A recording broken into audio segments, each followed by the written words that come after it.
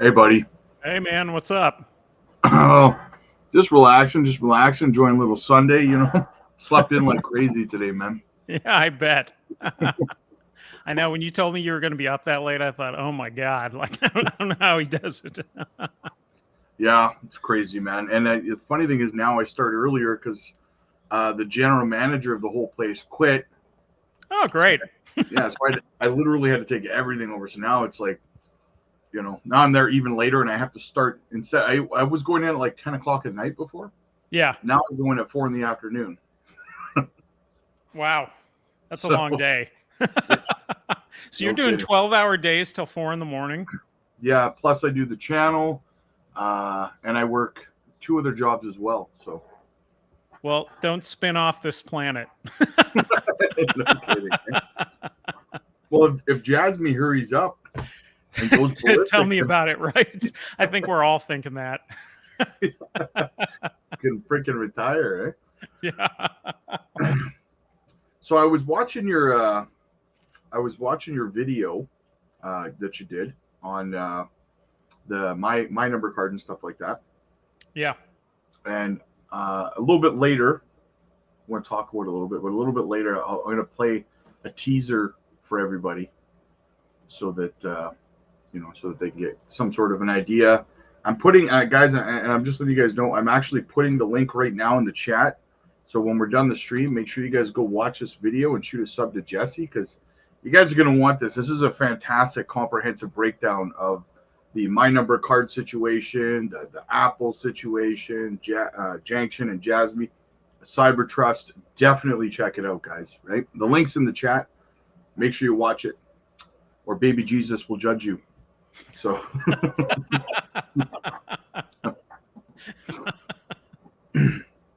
so yeah. So how you been, man? What you been doing? Well, I'll tell you, here in Florida, it's getting hot. I don't know if it's hot where you're at, but it's real hot here. Yeah, I've been pretty uncomfortably hot. Like that whole like can't get comfortable, can't, not motivated to do anything. I like, you're just wet no matter what you do. Right?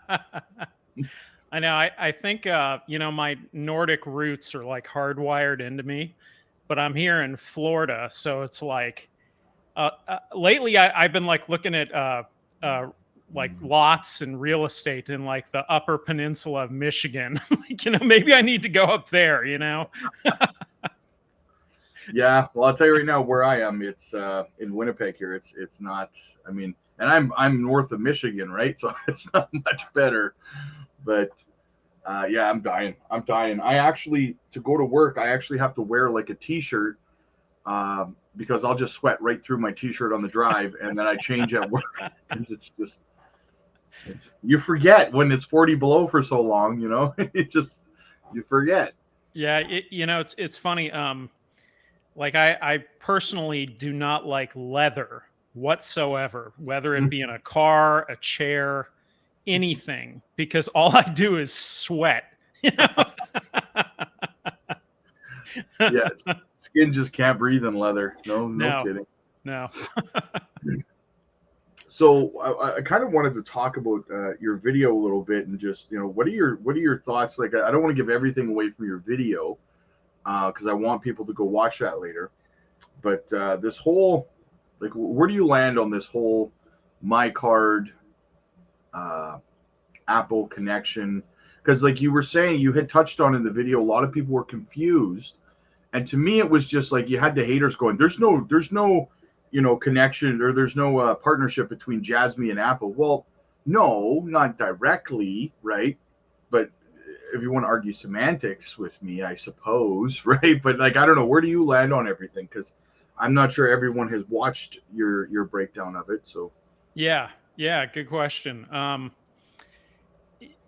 First of all, it's super confusing. Let me just put it that way, right? I mean, if you're not reading multiple press releases, it's very challenging to follow exactly how it works.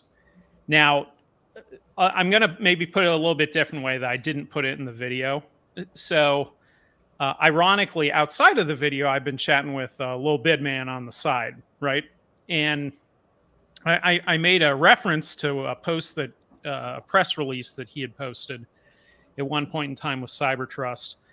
And we were talking about it on the side, and he was basically saying that it's basically the whole Felica chip technology. Like that's what this is, right? It's the Felica technology. And so with Android, they have enabled that. Okay, so it's live in an Android phone right now, but the catch is that an Android phone makes up roughly about a third of the Japanese market. So the other 2/3 are the iPhone. Okay, so the iPhone also has the Felica technology. It can do all of that, but it simply needs to be built out, so to speak. And so when you think about it, we're not talking about Jasmy software on an iPhone. That's not what we're saying. What we're saying is basically that the Android I personally don't have an Android phone. I have an iPhone. But on the Android phone, you can house all the data there, and you can use the Felica technology to basically instantly read it, verify you are who you say you are, confirm it's secure, yada yada, right? So on the iPhone, with Prime Minister Kishida-san asking Tim Cook basically to put it on there, and Tim Cook agreeing, apparently Apple is trying to have like a favorable in business climate environment in Japan. Obviously, they see it as a big area for them. They want it to be favorable in terms of their app store. Sometimes Apple and some of the other Android type makers, they can get in trouble with their app store a little bit because it almost turns into like a monopoly. And so they try to appease the local government, let's say, so that they have a favorable business climate. And so what I'm getting at here is that what he asked him to do was enable My Number Card in the Apple Wallet. That's what he asked him to do, right? So in the Apple Wallet, that's kind of it's something that needs to be engineered, but the technology is there to do it. That was Lil Bidman's point. The technology is already there. They just have to like flip the switch and turn it on, right? And so when they turn it on, what are you housing with My Number Card? Well, it's not just like a 12-digit social security type number. It's, their name, their address, birthplace, sex, health information, tax info. I mean, kind of like everything really important personal kind of info is all in that. And so where the Jasmy and the Cybertrust part comes in is in the local government side, that basically if you were, let's say, traveling around Japan and you went to some local area and you were interacting with the government of that area in some form or fashion, whatever government type thing you're doing there. There could be a laundry list of them. Well, essentially with the phone, if they have the My Number Card active and they have gone and registered for a PDL, then they can auto confirm it everywhere they go. So they still have to register for the PDL. But the point is, in all of this, is that it makes their life easier because now they just have their phone and they can just boop, and they're in wherever they got to go. They need to go to the doctor, boop, and it verifies everything. And the PDL is storing their data securely. And the thing with Jasmy is they're compensating you for your data, but they're also not taking anything directly. They're not like, they don't know, hey, this is Rob, and here's all his info. It's an anonymized is kind of how they put it, anonymized data. So they're basically taking out the generic stuff if you say you're good with that from that local area. And so for a local government, when you think about interacting with people, that's huge, right? if you're involved in like in your local community anywhere, it's hard to get people to buy into anything, to engage at all, right? To get any kind of feedback on anything. Sometimes is very, very challenging, right? Like I can think of like here in the USA, like where I live, there's a bunch of HOAs, right? And in order for anything to be approved in an HOA, a certain percentage of the community has to vote on it. How often do you think they get all the votes they need? Nearly never, right? And so the point here again is that when everything's on the phone, it's got the Felica technology. You can auto confirm, scan in and out. Basically, like they said in the press release with Cybertrust and Jasmy, they said it was for points, or basically for stable coins, right? So in my conversation with Little Bidman, he actually sent me he's got so much information, it's insane, right? He sent me a screenshot where I think it's SMBC, I want to say, Jasmy's bank has their own like stable coin, right? And you can essentially exchange points from the local government to like a stable coin to a certain bank, things like that. So all it comes down to is ways of mediums of interchanging money. That's all there. And so the big part with all of this, what it really means, right, is that without Apple, you've only got a third of the market that Jasmy could tap into essentially through this Cybertrust partnership, right? So it was something like 24 million phones. When you, or no, 27 million is what it was. So when you add Apple, that number goes up to 84 million potential users. And so, you know, kind of the point here is that it's not a direct partnership with Apple.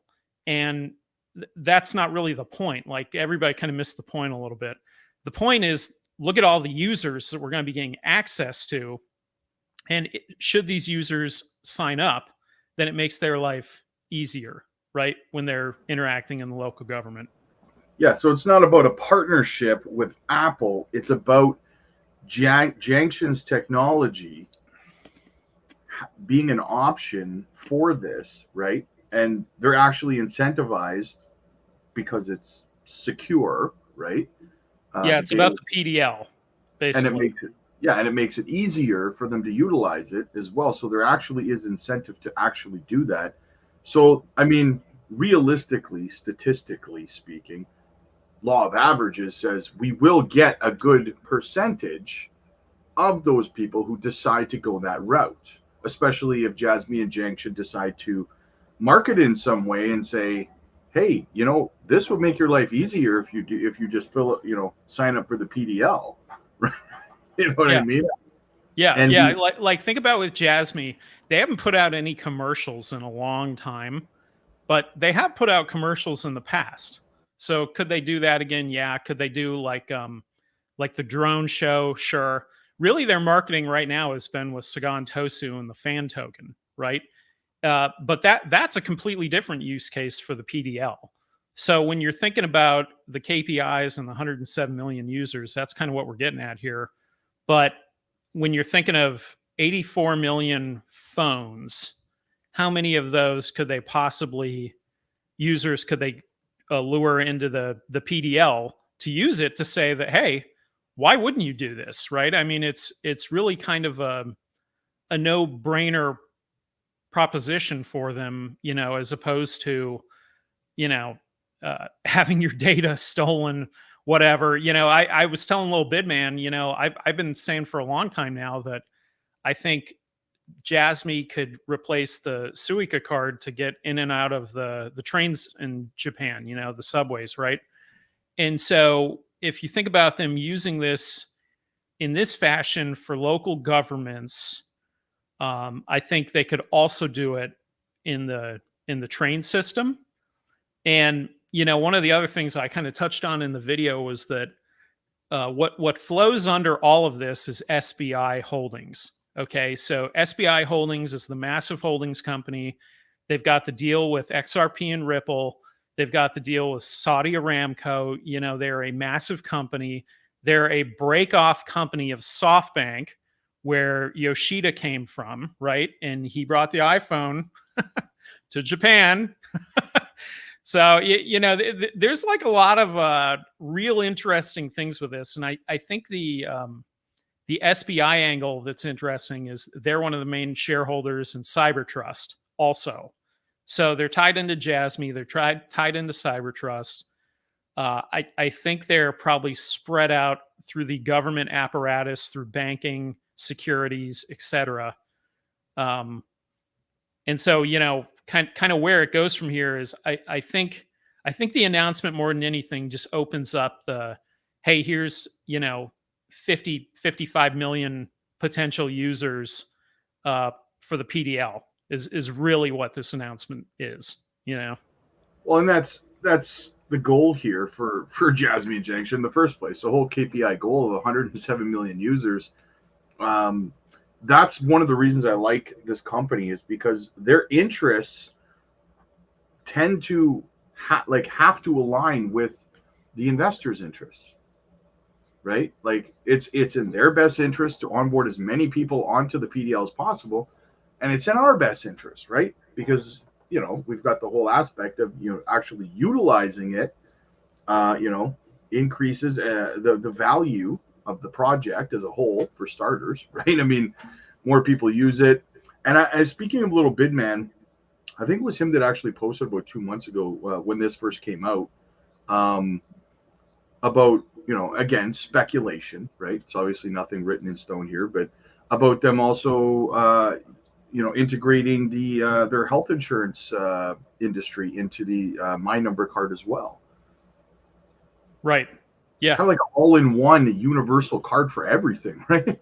Exactly. Yep. So again, you just walk into the healthcare office, beep your phone. They know who you are. They confirm your identity. They have all your data there. That's theoretically how it would work. Now, the funny thing in all of this is, in Japan, they've been up until recently been using floppy disks, fax machines. If you look up the My Number card, it hasn't been a perfect rollout. There's people that were assigned the wrong info. Like there's all kinds of random little things like that. So, I mean, it's not perfect, but it's kind of like a goal of where they want to get to, right? As opposed to where they have been. And, we've talked about with the PDL before, imagine if you could put your entire healthcare profile into the PDL, right? Like everything is in there. Like, they could have your blood type, your blood pressure, your cholesterol numbers, every time you've been to the doctor and why, what medicines you've been prescribed, what you're allergic to, blah, blah, blah. You could have your parents' info. You could have your genetic info that's in there, like your 23andMe type stuff, like theoretically, you could put all of that in there. And if you could take that information and apply AI to it, why couldn't we get far better outcomes in a healthcare sense than what we have today? I think we easily could. And, like the healthcare industry just in general is just kind of ripe for disruption. It's this archaic, clunky, it's like a car that, somebody took like a garden hose and connected this thing and a vacuum hose, and they put a cardboard box on this. And it's like, what the hell is this thing? Like nothing works right, There's a lot of human error in that industry for sure. Yeah.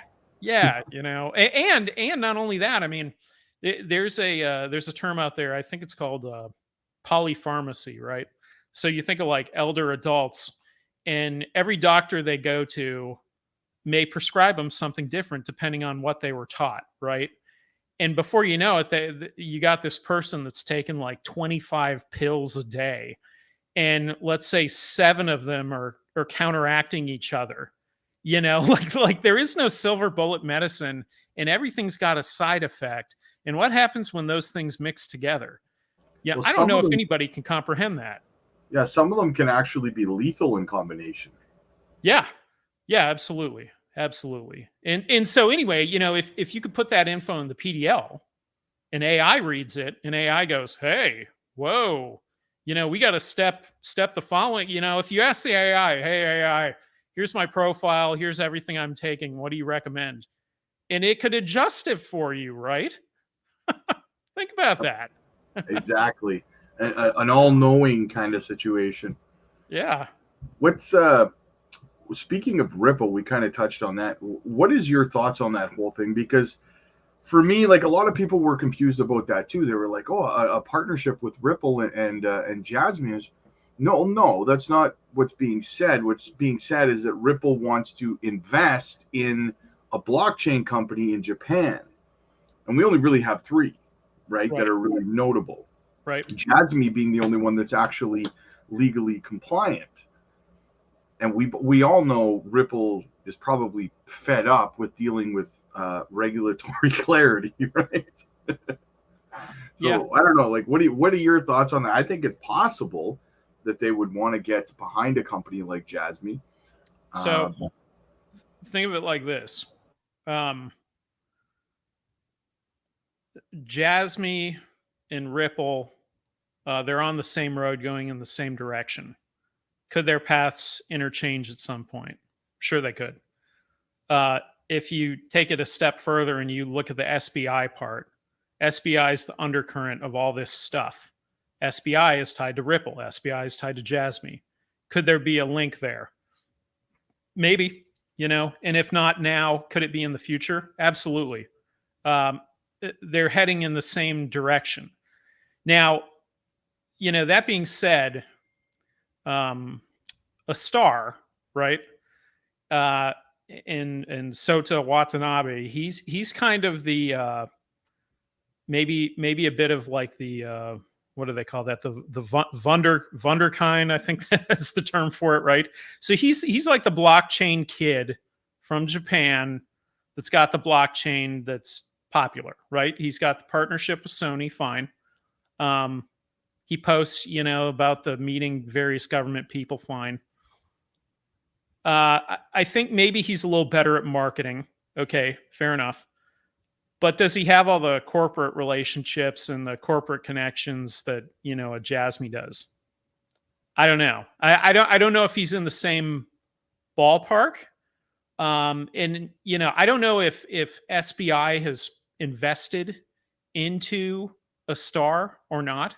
But I do know they're pretty tight with Jasmy. Right. There's not many people who are in the same wheelhouse as Ondo when it comes to connections to begin with. Yeah, absolutely. And not only that, a lot of the things that they're tied to, there's like spin-off companies, right? So, this was one of the interesting things that I was talking to Lil Bidman about, is he sent me a list of all of these companies that are kind of tied together. What was the list? Hold on 1 second. Let me check here. Here we go. He has a list. It's a CBDC forum member list. And so in this list, right, I mean, it's a laundry list of companies, right? But some of them that are on here: Panasonic, IBM Japan, Toyota, SoftBank, Sony, Thelica Networks, right? Sumitomo Mitsui Banking Corp, SMBC, Jasmy's Bank, SBI is on the list also. And so my point in that list is that you get these guys that sometimes they work together at one point in time and then they kind of split off into these offshoot companies, right? And so like at Jasmy, Tadashi Morita was one of the creators of the Thelica chip, right? But there's also a company now that's Thelica Networks, right? So he may not directly be working at Thelica Networks, but do you think he still has a connection there? Definitely, Yeah, 100%. Yeah.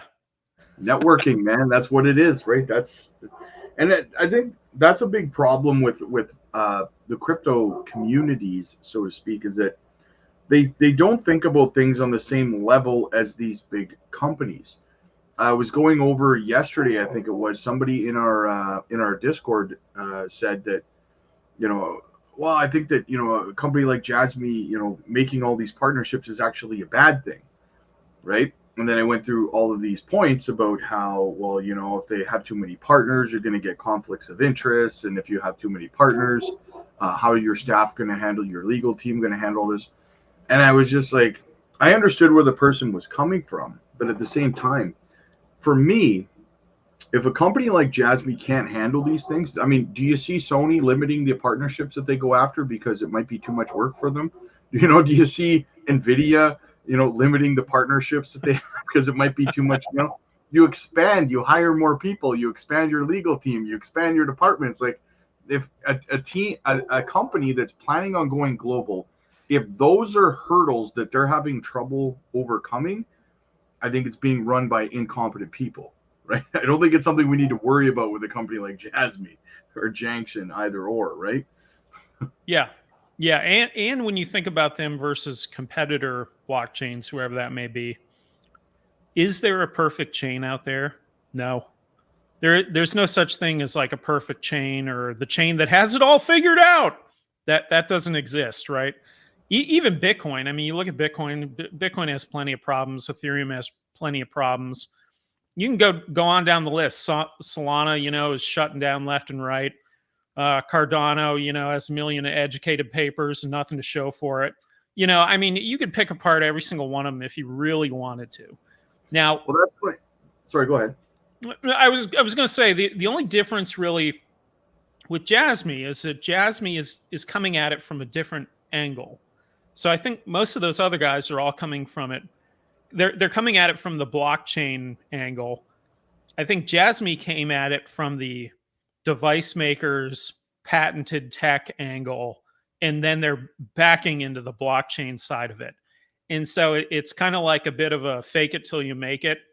And I think that's kind of what they've done, really. It's like, well, let's figure out the best solution here. And from there, it's like, well, what can we add on to it, right?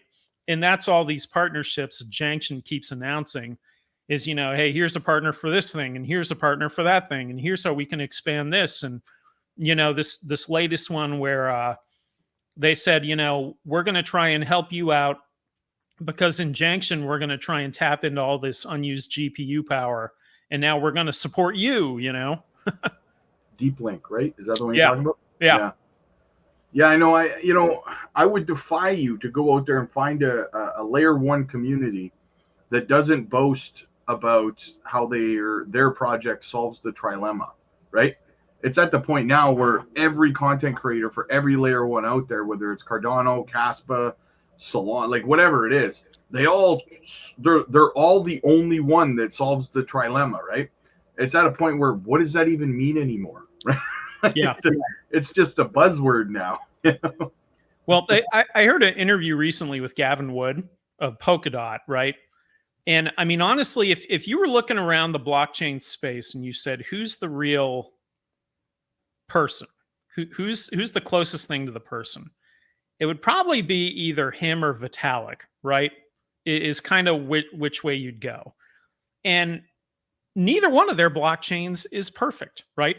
But in the interview, they asked him about layer twos, layer 3, layer 4, you know, it's like all these ways of scaling up this blockchain's transactions. That's all they're talking about, right? How can we scale this up off to the side, you know? And he was kind of saying that, well, you know, from a cryptographer's viewpoint, you're kind of getting away from the truest sense of the idea when you start having all these bolt-on solutions. Okay. So I understand that. But again, there is no perfect solution. I mean, there just isn't. It just doesn't exist. And so, I mean, with every blockchain, there's some sort of bolt-on side projects that improve performance.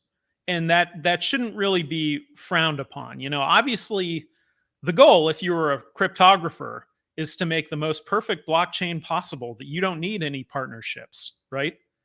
But that's not realistic. So with Jasmy and Junction going about and getting all these partnerships, in the crypto community, it's very difficult to understand this, because it's almost like, to put in an analogy, right? It's like Hara is telling us he has this car parked in his garage, and it's going to be really awesome. And he keeps buying all these things off eBay to put on his car. And he announces each partnership, right? And he says, hey, here's another one, I'm putting on the seat covers. I'm getting some rims. I got a spoiler. I'm putting on the cold air intake. And in the community, we're going, okay, that's great. Where's the car? Right? We haven't seen the car yet. We still need to see the car. And so when you're telling me all these things you're buying off eBay to put on the car, that's great, but I can't really, I still don't have a full picture of what we're even looking at here, I love that. That's awesome. What are your thoughts on the deep link? Because I've said before, and people keep asking me like how do we plan on getting all of these people onboarded to the PDL?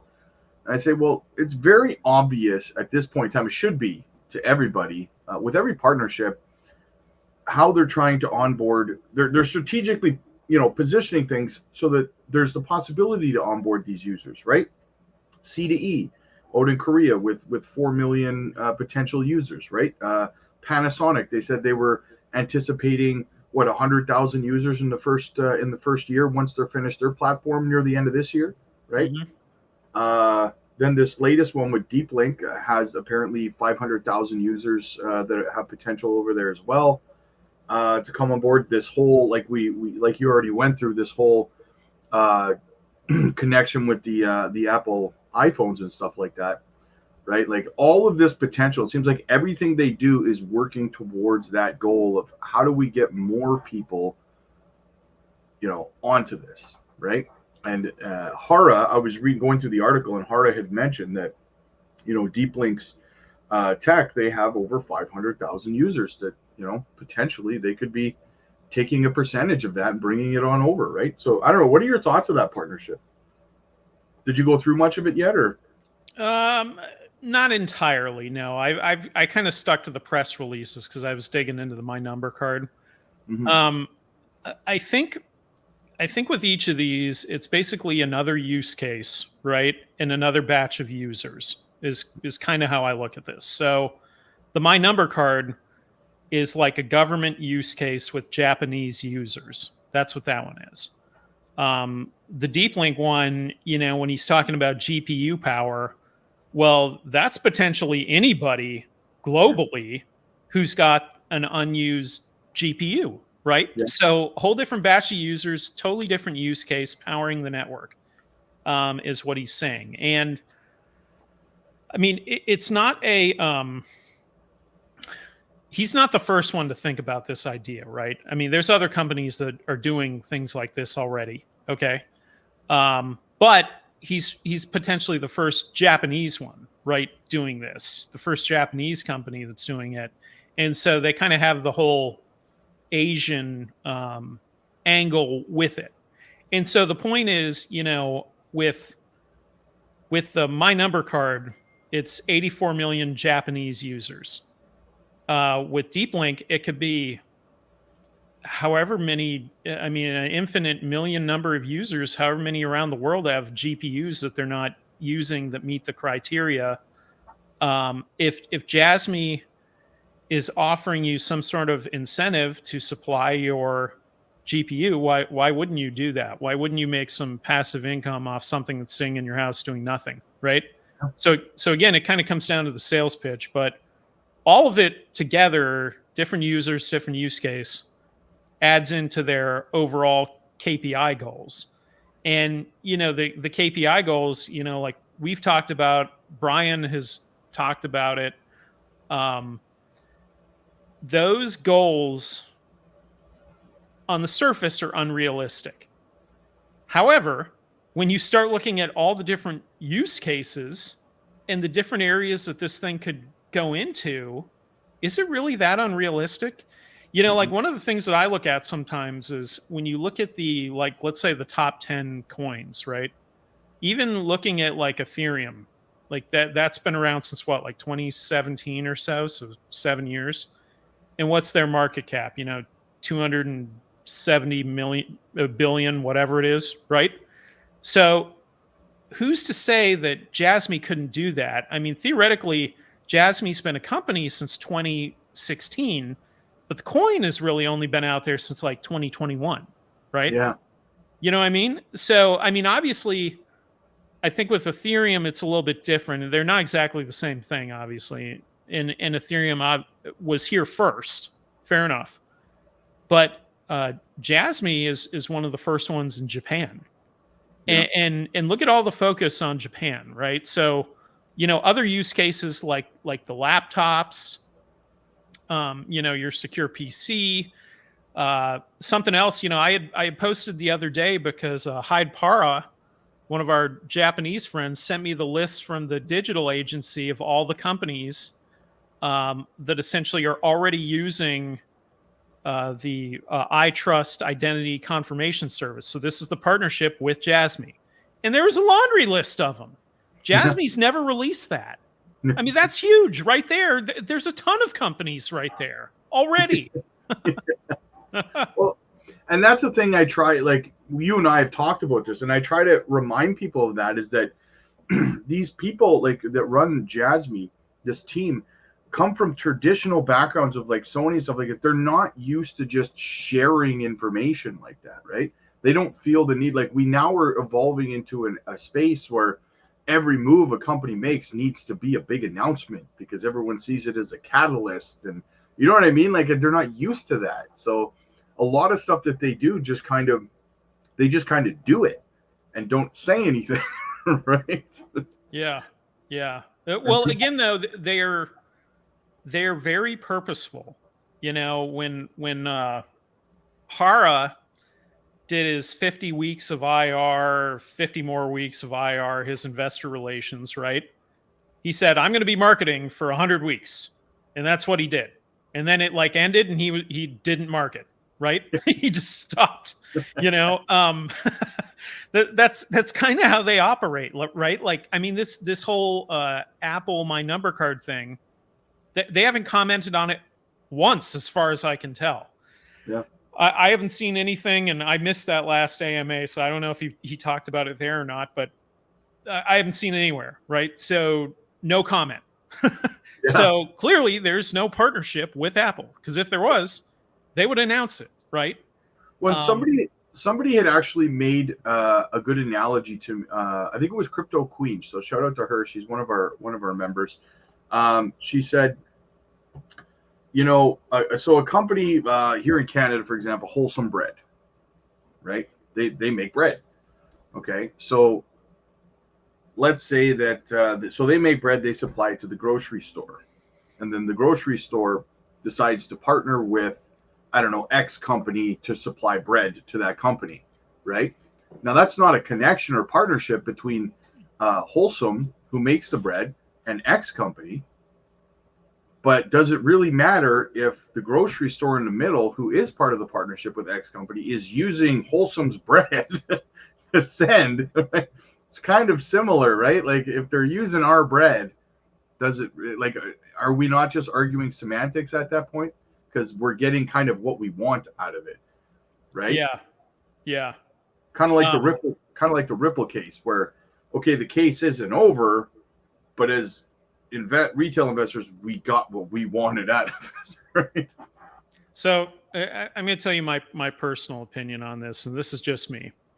I think there's a lot of low quality influencers in crypto, and I think there's a lot of low quality news outlets in crypto, and I think there's a lot of people that are just looking to be first, and the problem with that is you get a lot of reaching for conclusions, and you don't have like a vetted, confirmed story. You really don't. Like in the old days of like newspapers and shit like that, they would have to confirm multiple sources to say that this thing is actually true, and then they'd still be on the fence about running it, right? Yeah. Well, what changed, you had this 24-hour news cycle changed everything. Now you've got things like X, where it's global, it's all day long, day and night. Everybody's looking, reaching, and you get a lot of kind of assumptions that are made, right? And I mean, I've seen it a couple of times from, I mean, all you have to do is go into like CoinMarketCap or go into Coinbase and look at the news articles. And half of them are quoting people from X, right? Yeah. And how do you know that this person knows what they're talking about? Or how do you know that they actually know what's going on here, right? And like in some of those articles, they highlighted recently how, no, Jasmy doesn't have a partnership with Apple. This is bogus. And by the way, they're in the innovation zone, like as if the whole thing's crap. Yeah. Right. And it's like, okay, clearly you kind of ran with it the other direction. Okay, fair enough. There's no partnership with Apple, but what is here? Like you didn't even look into that part. You didn't look into what is here. Well, what is here is, 54 million more users that could be on the PDL. That's what's here. Well, see, and I think that therein lies the problem of what you were just saying. Everyone cares about being first instead of being accurate, right? Yeah. So there's so many, like you said, low quality content creators that don't even know the PDL exists. They don't even know what Jasmy's technology is. I just watched a video and I did a quick little breakdown of it, of a content creator who, in my opinion, means well, because they weren't doing like a hit piece on Jasmy or anything. It was the other day, it was a Invest Bros or something like that. And they did a price prediction video on Jasmy. And I went through it, like I watched it and I was like, okay. And at the end of it, I was like, I can tell they mean well, but wow, is there a lot of information missing? You just kind of went to CoinMarketCap, looked at the tokenomics, and did a price prediction video, right? You didn't actually look into the company. You didn't look at they didn't even mention the team. They didn't mention like the technology, nothing, right? It's just like, oh, we'll just run some numbers here from CoinMarketCap and do some quick math and, do some filler kind of thing, in between. And then it's fluff. And you're like, that stuff, it pulls at my heartstrings a little more, because I can tell that they mean well. Like I could tell that this guy, I don't know if you watched the video I'm talking about, but I could tell that the guy meant well, right? He wasn't fudding, but he also wasn't a moon boy about it either, right? Someone who doesn't really cover Jasmy, obviously. But there's so much of that.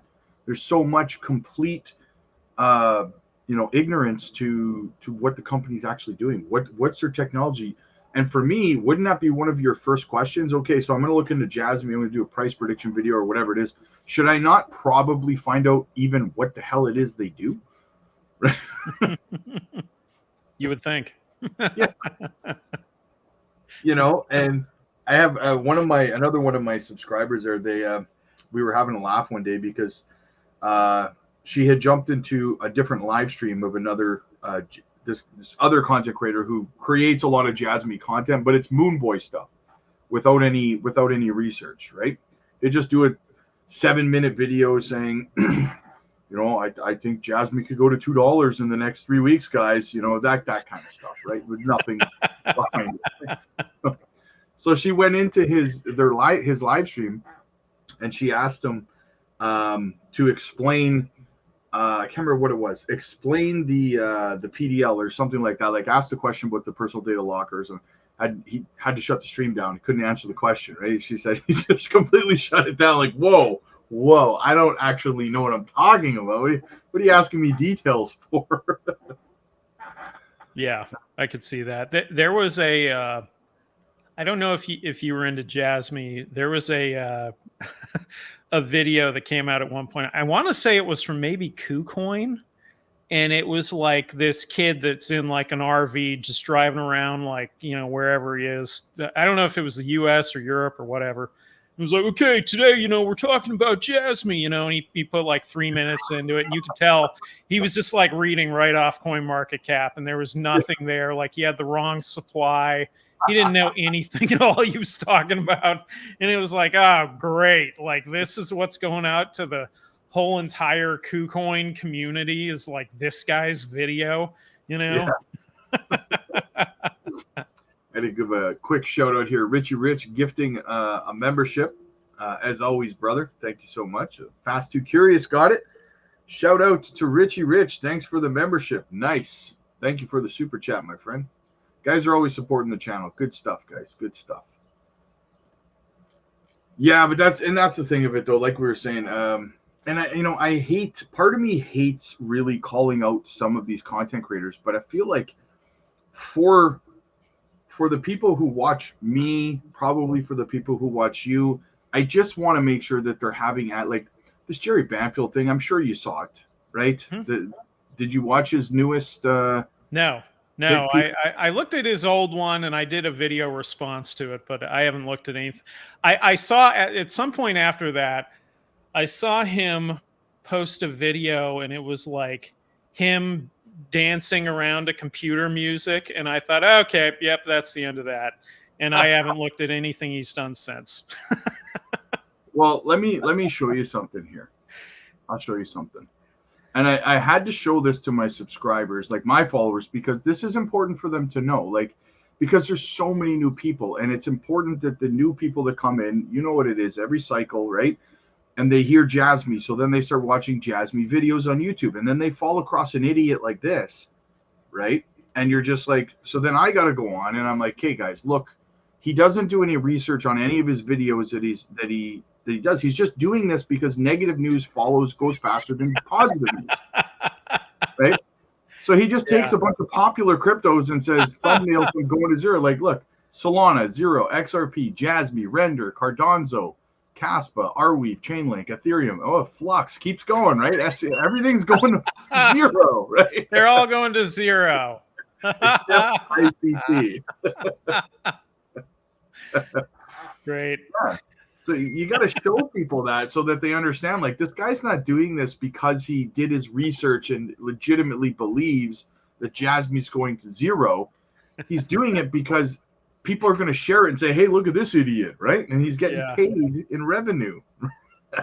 Yeah, this is the guy that, he's like the antagonist, like he's the guy that's arguing for the sake of arguing. I hate that guy. I know. But it probably does do its job in scaring some new people away, right? Because they're like, well, this is going to 0. I'm not, getting on board with that. Yeah, possibly. I mean, ultimately, a lot of those influencers are, it's a double-edged sword, right? Like, on the one point, they don't know shit, period. That's half the coin. The other half the coin is they do put out these, insane Jasmy 2000X next week. And there's probably a lot of people that see that and go, hey, let's move everything into Jasmy. And it's kind of like, well, I'm not necessarily opposed to that.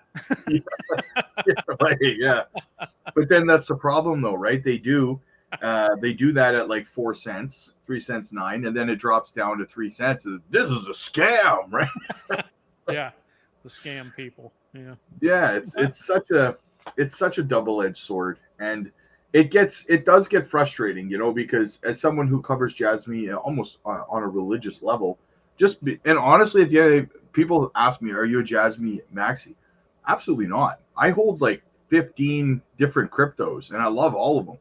The problem is most people don't care about me talking about Moonbeam, right? True. Yeah. I can do 100 videos on it. It's going to get 5 views, right? Very true. I'll even put polls out there and ask the community, do you guys want me to make videos on Glimmer but I'll tell you this, my XCN and Swift videos seem to be pretty high in demand too, pretty close to Jasmy. So. Okay. Well, that's good. The secret behind any good crypto, the secret sauce is the community has to be very engaged in pushing that thing, right? Yep. And you definitely have that in Jasmy. Absolutely. There's a lot of really engaged people. And so that does go a long way. I mean, it can push it to new heights when everything else is just sort of floundering, you know, and that's kind of what's happened recently. But I think that also is a big reason for that is because of the leaders in the community, you know, like yourself, like Icy, like Dip, you know, like Lil Bidman, you know, Houston, Max, you know, it goes on and on and on, to have people who actually care enough to put accurate information out there instead of just, you know, 2000x in 24 hours kind of fluff pieces, right? Yeah. So I think that it's a tribute to that, really, that keeps the community so engaged and stuff like that. But you're absolutely right. It's vitally important, I think, right? Like, yeah, I can't tell you, if I took a day off, one day off from making Jasmy content, man, people get angry.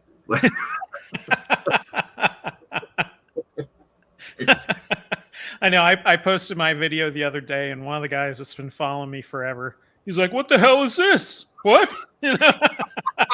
One of the comments in the video was like, "Thank you for blessing us with this video. What did us plebs do to deserve it?" He graced us with his presence. I told him I was like, I felt like being generous. You know?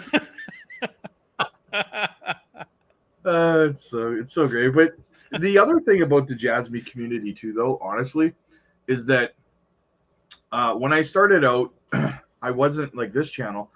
I wasn't covering necessarily anything directly, right? Just basically the news, what's going on with the SEC, what's going on with, you know, whatever's happening, the general news of the crypto space. And I started doing I got a request for a Jasmy video, and I was like, oh, because I hold Jasmy, but, you know, I've just figured maybe people didn't care about it, right? Didn't want to talk about it. And then, but the Jasmy community, honestly, man, just completely embraced me and the channel so fast, right? And I'll be honest with you, man, I've been a part of the XRP community and stuff like that for years. And there's so many toxic people in so many communities, but I don't find that in the Jasmy community. Yeah. Right? Like, there's never any bickering or arguments or toxic people in my chats or anything like that for the most part. Like, they've even taken it upon themselves to go over to the Discord, and like, there's they say, "Hey Rob, can you create a Discord for the channel?" I said, "Yeah." So I just made a Jasmy little Discord. And figured it'd be 20 people in there. I go in there one day, there's like 350 people. I'm like, what the hell just happened? Right? That's funny. Yeah, but they care about each other too, and they support each other, and like it's an amazing community for sure, right? Yeah, yeah. You know, on my channel, back in the day, there was a point there. I was posting videos like every day, every other day about totally different cryptos, one after another, right?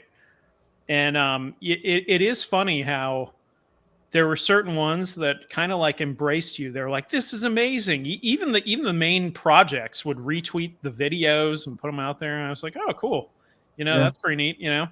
And then I would have other ones that would be like, you know, "You don't know anything. You are completely lost. This whole video is trash. You know, it's the whole day you put into this garbage." You know. and they'd be consistently like that, right? You know, like at one point in time, before Voyager went down in flames, VGX, their native token, like, they had a pretty good sales pitch for that, right? There were a lot of people that were investing in that, and it was like, man, like this. Did this they have could a be NASCAR like, too? Yeah, they sponsored Landon Casil, NASCAR driver. You know, they're sponsoring like the NCAA tournament, hockey games, you name it, man. They were all over the place, right?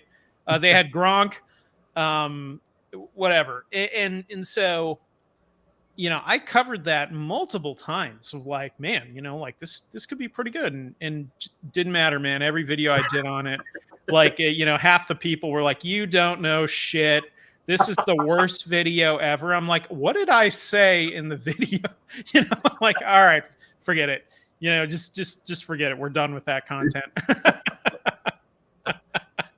I've noticed since the channel started growing, definitely there is more of that kind of thing. It's still like just one guy once in a while, like, you know, and I just honestly, I just block him from the channel. I'm like, you know what, go be toxic somewhere else. I don't give a shit. Like, you know, Yeah. like I did a video the other day. I think it was yesterday, and I had the chat was howling at it because I was having a rough day as it was, and this guy, I can't remember what the hell it was I was talking about, but he goes in the comment section of the video, goes, "You're wrong about this," right? Oh, it was the supply of Jasmy on exchange reserves, right? Okay. And I always, when I'm doing a live stream or doing a video, I always pull up on screen the source that I'm looking at. So I was looking at Crypto Quant at the time, right? And it says, you know, the amount in reserve on exchanges. He says, "You're wrong about the supply on exchanges," and it just, but no, like, rebuttal. Okay, well then, what is the correct answer if I'm wrong? What's your source of information? Like, what's the right answer? Just nope, you're wrong. Stop. You should stop doing videos, and just starting to tell me how to I should run my channel, right? And I'm just like, so in the live stream, I was like, I brought it up on the thing and I showed it on the screen, Crypto Quant, here's the numbers, this is my source. I was like, so you could just go eat a dick, dude. Great. Well, every once in a while they frustrate you, right? Because it's like, dude, I'm not just pulling numbers out of my ass here, you know? That's funny. But there are so many, like you said, so many content creators who do just pull things out of their ass that it's, you know. Yeah. Well, and you know, that was kind of my comment earlier that, you know, I think in the crypto world, there's a need for quality content. Yeah. Let's put it like that, right? Because there's a heck of a lot that is of very low quality, you know. Yeah.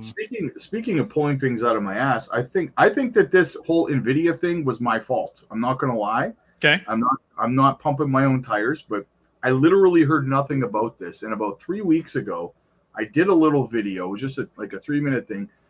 And I always preface what I'm saying with, guys, look, I'm just speculating here, right? I'm just connecting some dots. I'm not making a video saying, guys, there's a partnership with Jasmy and Nvidia, right? I say in the video, so I'm just speculating here, guys, and I'm just thinking to myself, we have Janction, who announced a few months back in like March that, in their words, they plan on creating the world's largest GPU cloud. Or sorry, in their words, was the largest GPU cloud the world has ever seen. That was the way that they worded it, right? Okay. From multiple sources, right? So then I was just thinking, well, you've got a company who wants to create the world's largest GPU cloud, and you've got a GPU manufacturer, I would argue the world's largest GPU manufacturer at this point. Is it entirely possible we may see some sort of way that these two companies come together at some point in time? It does kind of make sense, right? Well, we're building this really big thing over here. Oh, hey, you guys make this really big thing we're making over here, right? I don't know. What are your thoughts on it? Well, again, it's they're in their car, we're in our car. We're going on the same highway, down the same way, heading the same direction. So is it possible that there's some sort of partnership there at some point in time? Why wouldn't there be? You know, I mean, there could be. Or maybe there isn't. I don't know. You know, it just sort of, I don't know. It kind of depends. You know, sometimes in the crypto world, you know, like I said about these news outlets where they'll take a quote from somebody and run with it as if it's true. You know, I've seen that a couple of times. I actually sent one to Dip the other day, and I said, "Hey, you're famous." And he said, "Oh, Jesus Christ," you know, and it was an entire crypto news outlet that was quoting him as if he works at Jasmy. He doesn't work at Jasmy. He lives in New Jersey, you know? I mean, come on, man. You know, like I've seen the same thing. Somebody took a quote from Jasmy US at one point and ran with it. The official Jasmy US account said this. He's a guy in California that has the account Jasmy US. He doesn't work for Jasmy. You know, the only guy in California who worked for Jasmy was Ken Miura. You know, so with you, you know, insinuating something with Nvidia, it's very possible that somebody watched that and went, "Hey, the potential here with Jasmy and NVIDIA.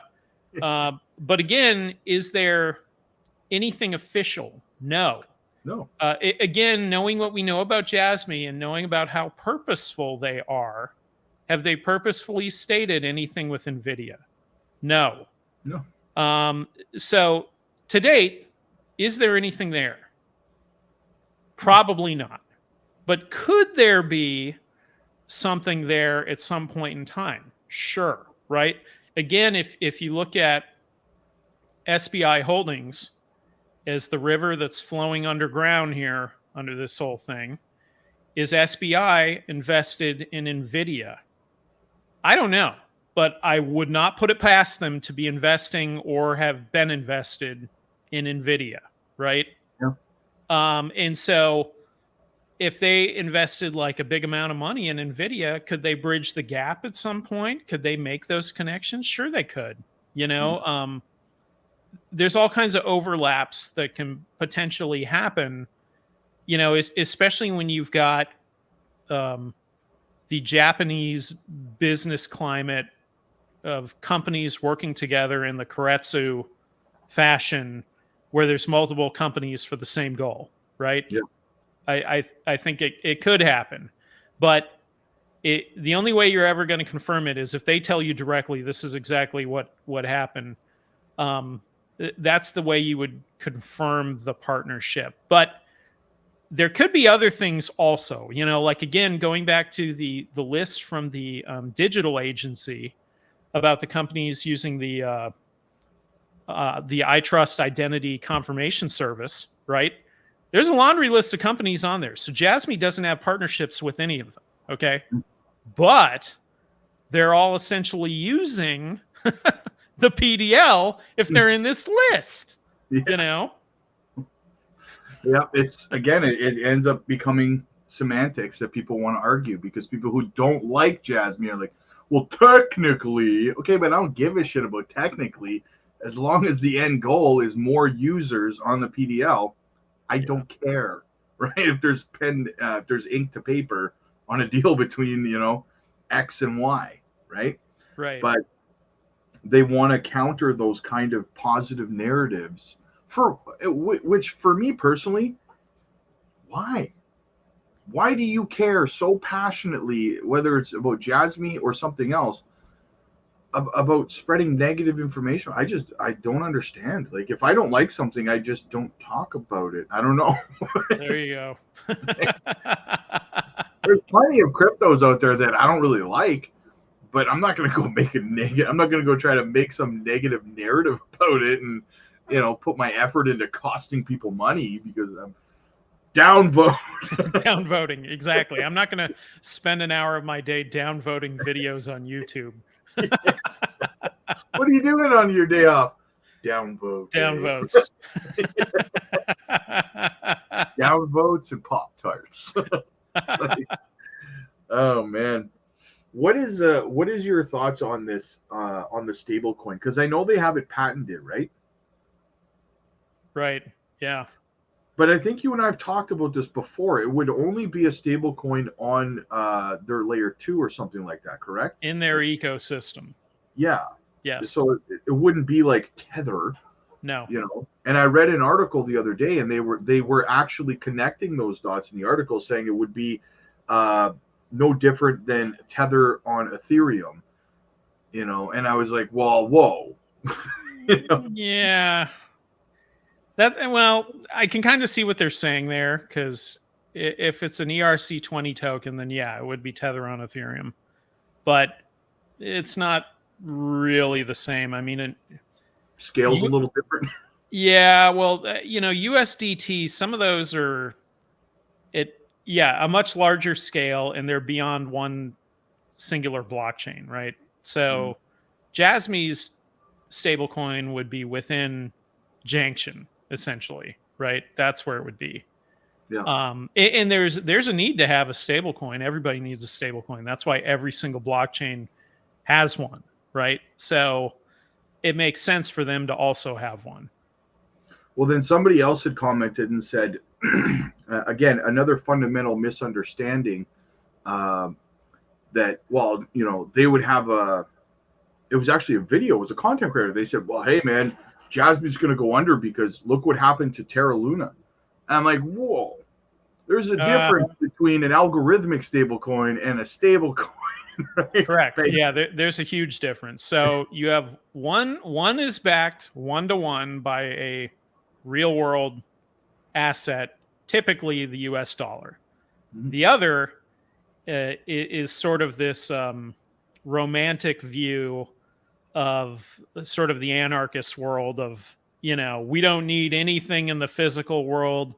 We're going to back it on a digital stable coin, right? Yeah. And that's what they created with, was it UST, I think is what it was.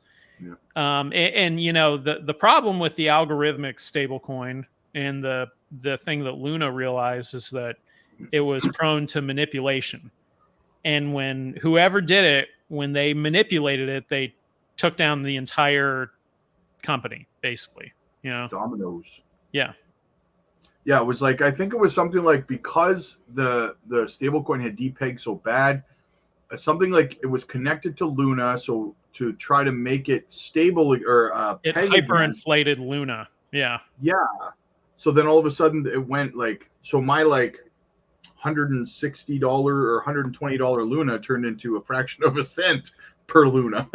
Yeah, exactly. That felt great. Yeah. So going back to Jasmy though, and their stablecoin, it would not be like that whatsoever. And in Japan, it does need to actually, Japan has stablecoin law, right? That's something that is not everywhere else. And it does have to be backed 1-to-1 by the real world asset. Yeah. Well, I know we have that Gillibrand Loomis bill that they're probably going to merge with the FIT 21 or whatever, and that's going to make algorithmic stablecoins in the U.S. illegal for, I think, 3 years or something like that. Okay. I don't know why they wouldn't just make them illegal permanently till they need to revisit it, right? Like, what's the point in an algorithmic stablecoin besides you're just adding risk, right? Yeah. You know, I mean, the thing though in the US is typically when you make something illegal, it could be like that a long time, you know, before. Yeah, you're not wrong. Yeah, before the political will is there to revisit it. Yeah, I don't know. You know, there's multiple examples of that here in the US. 25 years later. Well, you know, just look at marijuana, you know. I mean, it's like a Schedule I narcotic, federally illegal, but it is legal in half the states. Oh. So basically they just, you know, have banking problems. Let's just pretend that's not going on. Yeah. But again, it goes back to content creators again, because it was a video that I watched, and that's what had set me off about it. They were like, "Oh, they had connected it to Terra Luna," and I was like, "Whoa, see, that is what happens. You get newer people. They're like, well, whoa, I don't want to be connected to Jasmy now. If the same thing could happen to it that happened to Luna, right? And it went from this to that, and it's like complete lack of understanding of the difference between a stablecoin and an algorithmic stablecoin. Right. Right.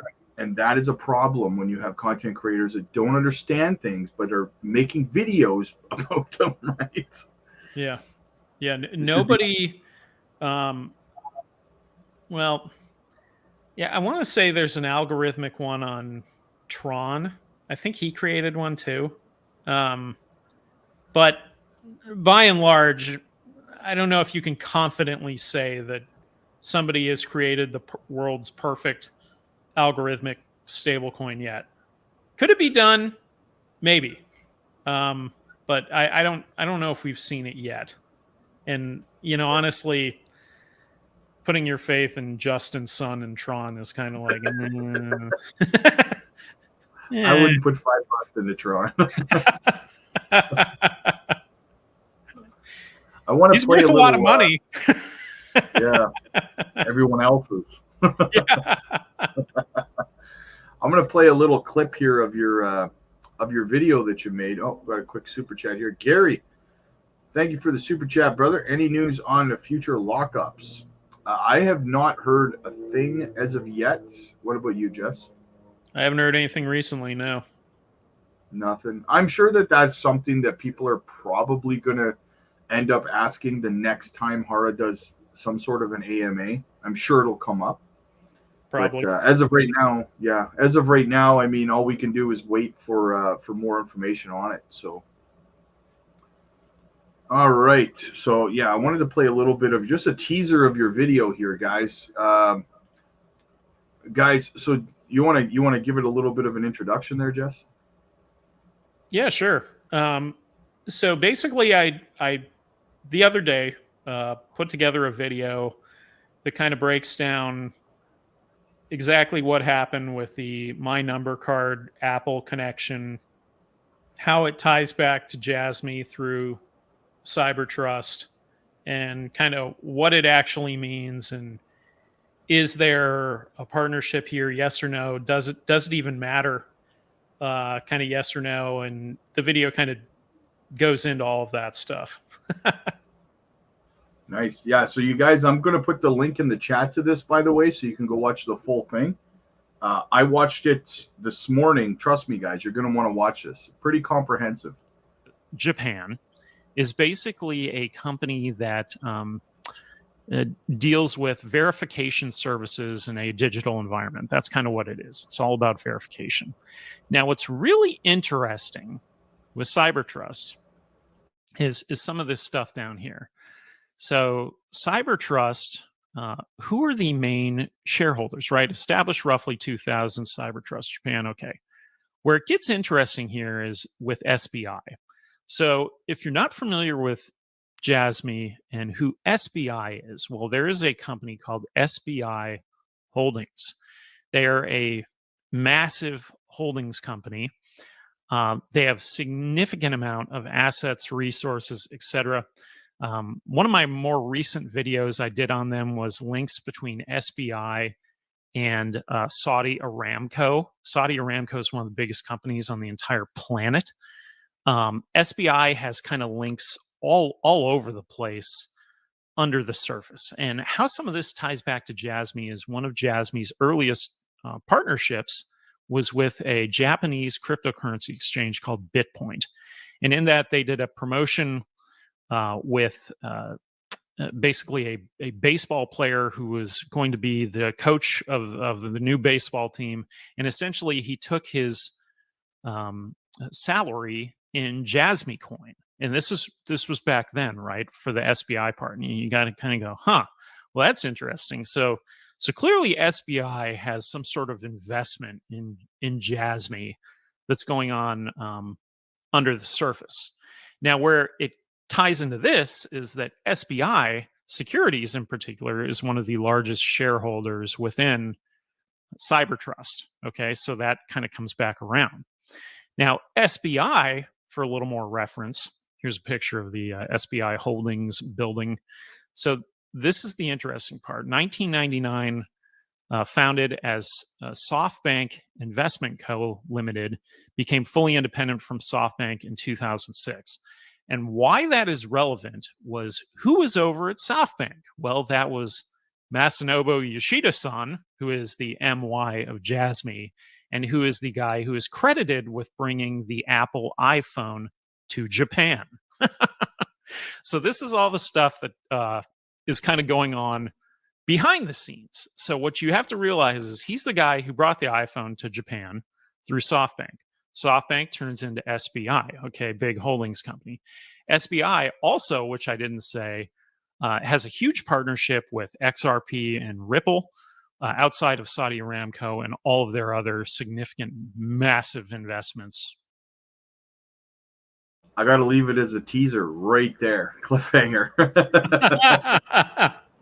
You guys got to watch it, man. I'm telling you, if you want a comprehensive look at it, and make sure you shoot Jesse a sub, guys, too, right? Get over there, give him a sub. I promise you this, he'll never flood your notifications with 20 videos a day, but but it's quality over quantity. I promise you that, guys. Hey, I also will not DM you. If you get somebody who says he's me DMing you and asking for money, not me. He only does that to me. I'm just kidding. Right. I only do that to my close friends, right? Yeah. Damn it, another one from Jesse. Yeah, but definitely, guys, go watch this video. I'm telling you right now. You know what's funny?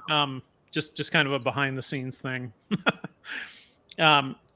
When I do videos, it usually takes me a full day to kind of put together a video, you know, and it may be a day or two of research before that, whatever. And I never really know when I put it out, put it all together, put it out there. I go, well, hopefully that wasn't just terrible. Hopefully it was decent. I guess we'll see what happens, right? Because you never know. And then, you know, sometimes I'll watch them. I'll go, hey, yeah, I guess that one was pretty good. You know, and then other times I'm like, you know, maybe I could have shortened that up, but just kind of funny. Well, that's something that's always kind of, you know, made me wonder, because when I watch YouTube, because I'll watch a lot of different content creators and stuff, a lot of times I'll pick something and then it'll just keep playing stuff, right? And it's because I'm busy working or something like that. But I like to hear kind of what's going on. I like to kind of pick up on things, you know, what's happening.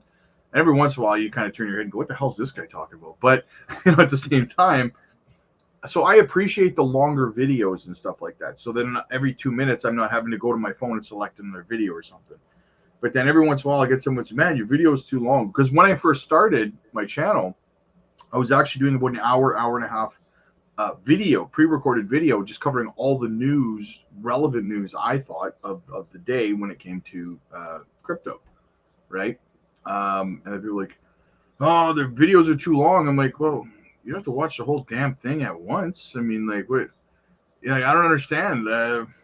I like longer videos, so I started shortening them 30 minutes, 20 minutes.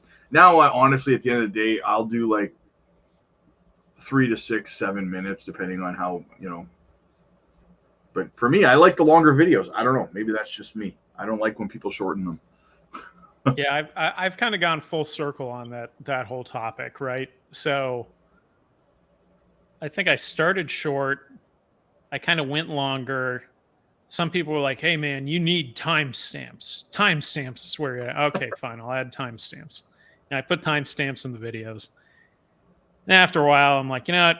Hell with these timestamps. I'm like, just fast forward if you want to go beyond something, you know? You know, likewise, I mean, if you just want like a quick hitter 3-minute video, then go to the guy that says Jasmy 2000X. I mean, just go watch that one, you know? Yeah. The bots are just out of control right now too, man. Like, oh yeah. Like I'm getting some of the subs are like, they'll comment and they're like, man, you got to do something with these bots. It's like, you know what, man? Every morning I get up, before I even go downstairs to eat breakfast, and I get up, I check the computer and stuff.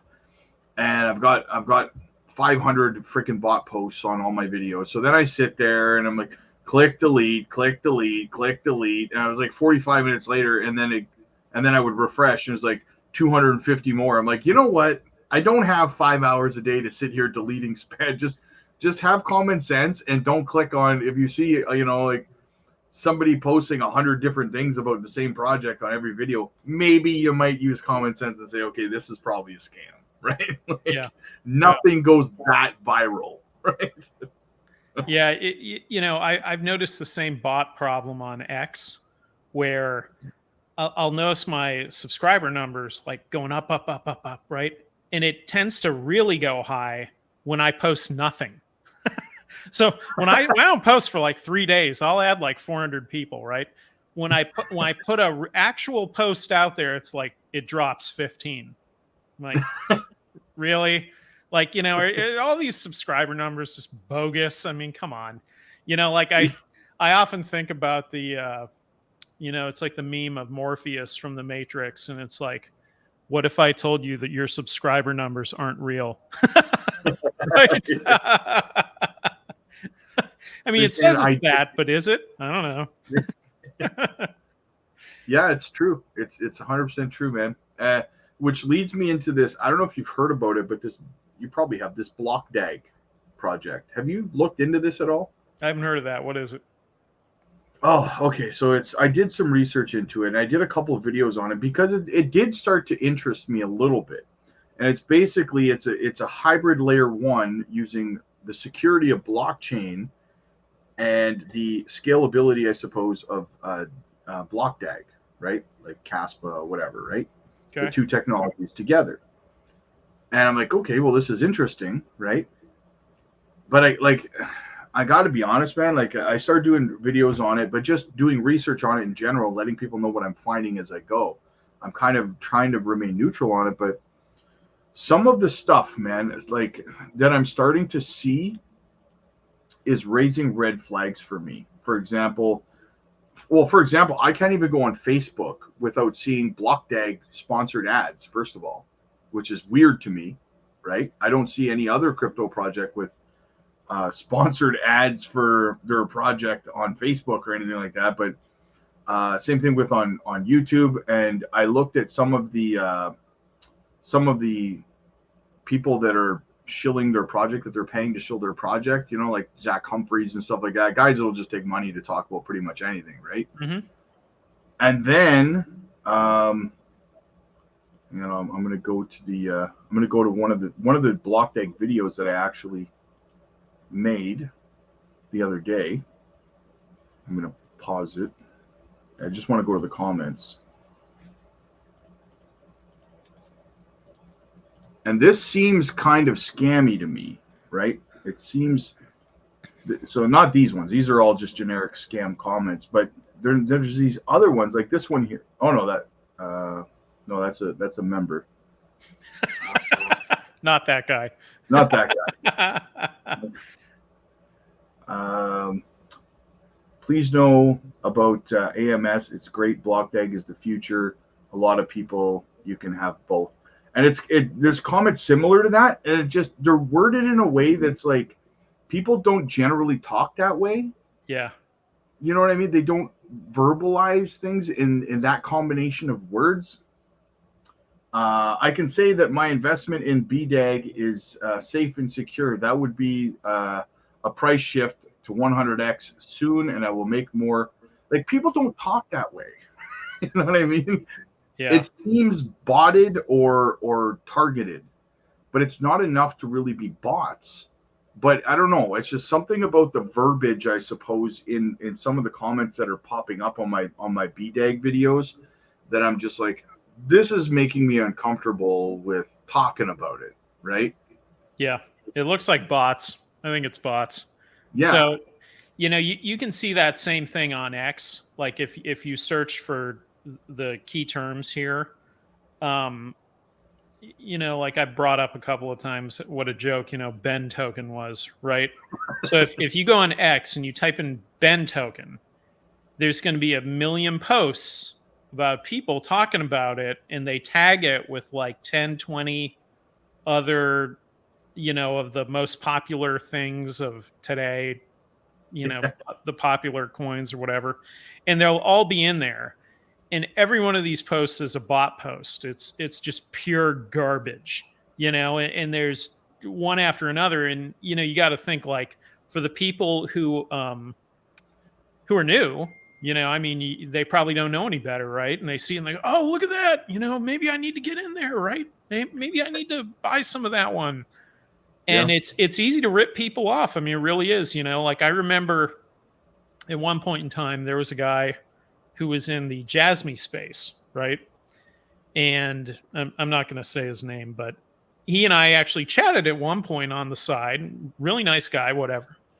And he was always posting about how much he was buying, right? All the time. Hey, yeah, look how much I put in there. You know, I just put in however many hundreds of thousands. There it is. You know, look at all this, you know, whatever, right? And what do you think happened, right? Like, it's kind of that predictable outcome that you see it and you go, ooh, that isn't good. Like, don't ever post what you're buying on X. Don't ever do that, you know? And he did that, and he ended up I think he ended up buying like a meme coin that, you know, one of these bullshit influencer grifters was pushing, you know, and the guy was like, Like I don't remember the guy's name because typically I block all the grifters on X. So I mute all their posts. I don't see any of them, with the exception of BitBoy. Me. I kind of see once in a while. I'll see those. But anyways, so this guy, it was something about how he was like, you know what? He's like on some high-rise building in Australia or somewhere. I'm all in, and he's huffing and puffing, and why you should be sinking all your money into this coin. And then he made some dumb statement like, I'm gonna burn down my Lambo to show you how committed I am to this coin. What the hell? Yeah, he didn't burn down his Lambo, but everybody who bought the coin lost everything, like it dropped like a rock, like they all do, like that.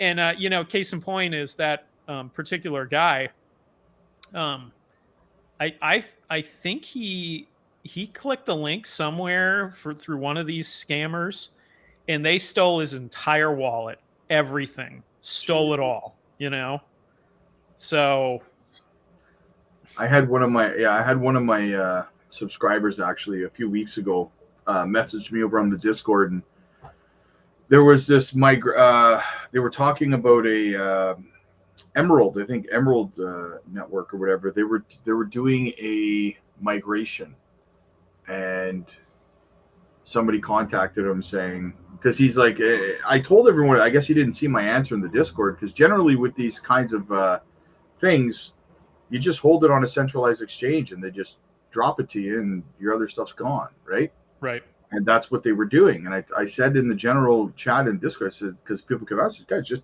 hold on to it on Binance or whatever, crypto.com, and the exchanges will announce on X that they're supporting the airdrop or whatever, right? Like, and I guess somebody messaged them saying, yeah, if you want to participate in the migration, you're going to have to click this link and, blah, blah, blah. And drained his wallet.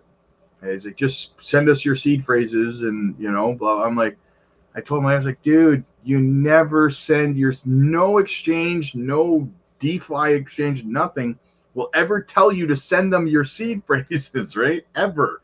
Right. Yeah. But it happens, right? And I'm like, well, listen, at the end of the day, if you don't get wrecked in crypto at least once, are you even in crypto? True statement. Right. We've all taken a hit, right? Like, I know. I've got a coin that I had bought a couple of years ago.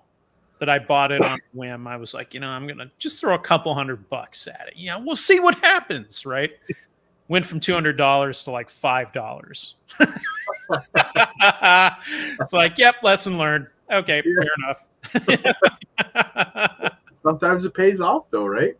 I mean, I put $800 into SHIB, and that could have very easily been a disaster. When they said 50% of the supply to Vitalik there and stuff like that, it was just like, but I was like, whatever, it's $800, right? Turned into 10 grand. I was like, oh, I'll take it, right? Like, take it, yeah.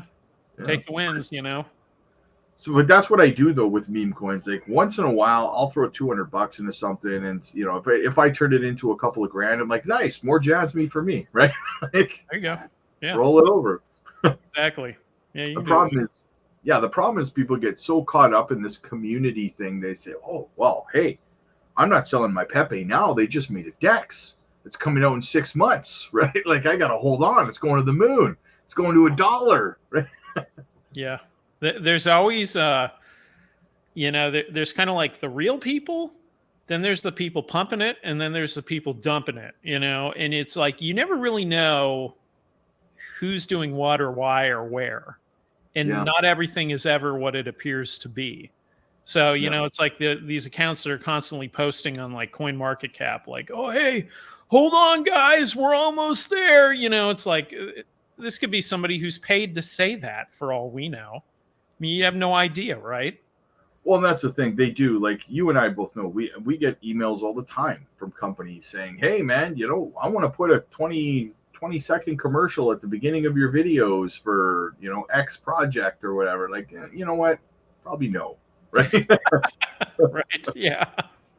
Exactly. You know, they say it takes a lifetime to build your reputation and like a day to ruin it, right? Yeah. And that's kind of how it is. You endorse something that's pure crap. You know, like if you had a commercial at the front of your video for Ben Token, I Probably may not not going be to end back on well. the channel. Hey, listen, Ben Token's going to pad. It's the flippening of Ethereum, okay? I'm telling you guys, this is it. Just hold on a little bit longer so we can drain that $500 down to $10. You know what? I'm going to prove it to you. I'm going to burn my Lambo. I'm burning the Lambo in the parking lot to show you how committed I am. Like, what? That doesn't have anything to do with this other thing, but okay. Oh man, it's funny. It's funny what people will fall for, but yeah, the only sponsorship I have on the channel is L Bank, and they don't even pay me. I only get paid on, like, if people use my link and they go do leverage trading, right? Yeah. I think I've made like 25 cents from them because I literally never say, hey guys, go do leverage trading over on L Bank, and you know, like, never. Yeah. Because I don't encourage leverage trading at all. Guys, don't use leverage trading. You're going to get wrecked, right? But then there's some of these other channels, and Jasmy centric channels for the most part, who do that. Like, there's one that just constantly, he'll make an 8-minute video and say Jasmy, and then 6 minutes of it is, hey man, check out my Marjax link. You know, go do leverage trading. Trust me, bro. Trust me. Trust me. Yeah. Yeah, but I don't know. That's the only sponsorship I'll ever take, right? And it's like, hey, I have a link and go use it if you want to use it. But how about just use it to go buy stuff spot though, right? Yeah, there was this is an interesting story. There was a project that had reached out to me at one point, and I kind of said, all right, you know, the only way I'm going to do this is if I'm just covering it on my own, right? Like I don't need you to pay me or whatever, you know. And I looked at it and I thought, oh, you know, that's pretty interesting. Okay, this is kind of a cool idea, whatever. You know, did a video on it. I ended up talking to the guy that was the creator of it, like the founder guy behind it at one point. And you know, I was talking to him on the phone. He was in like Beverly Hills, like in California, right? Like super rich area. And you could just tell the way he was talking, like he was like filthy rich, right? And he was talking to me, and he was like, you know, like he couldn't believe like how refreshing it was talking to a real person. He was telling me how one of these, and I'm not going to say who it is, but one of these main grifters on X, that they had paid that person 80 grand to market it. And he said the marketing was complete garbage, and that my video that they didn't pay anything for was like far better. I thought that was hilarious. I'm like, you know, like this is where you never know where these people are coming from, especially some of these globally like X influencers. Like I don't know who the hell you are, who the hell is paying you. Yeah. You know, your comments that you're throwing at some of these accounts that, you know, it's the ones that they have like 200 to 500,000 subs. Those are the ones, right? Yeah. and you don't know who's paying them, where, why, what they're saying. And there's a lot going on behind the curtain that the average person is not privy to. It's funny you say that, because I think it was yesterday's live stream. One of the community said in the stream, they said, hey Rob, like this project, I can't remember what it was, but they're like, you know, there's this other channel, there's like 300,000 subscribers or whatever. They're talking about this project today, and they're like saying, oh, it's so great, and I was like, yeah, that's a problem, right? Like it's because they're probably being paid, because these companies, they pay the bigger channels, right? Obviously, the more subscribers you have, the more they pay you, right? Mm-hmm. So they're being paid to tell you it's a great project right now. I don't even know what the channel is, and I don't know what the product is. But I'm telling you right now, if there's probably 300,000 subscribers and they're shilling it that hard, they're probably getting paid to shill it that hard, right? Yeah. They don't care if you get rugged.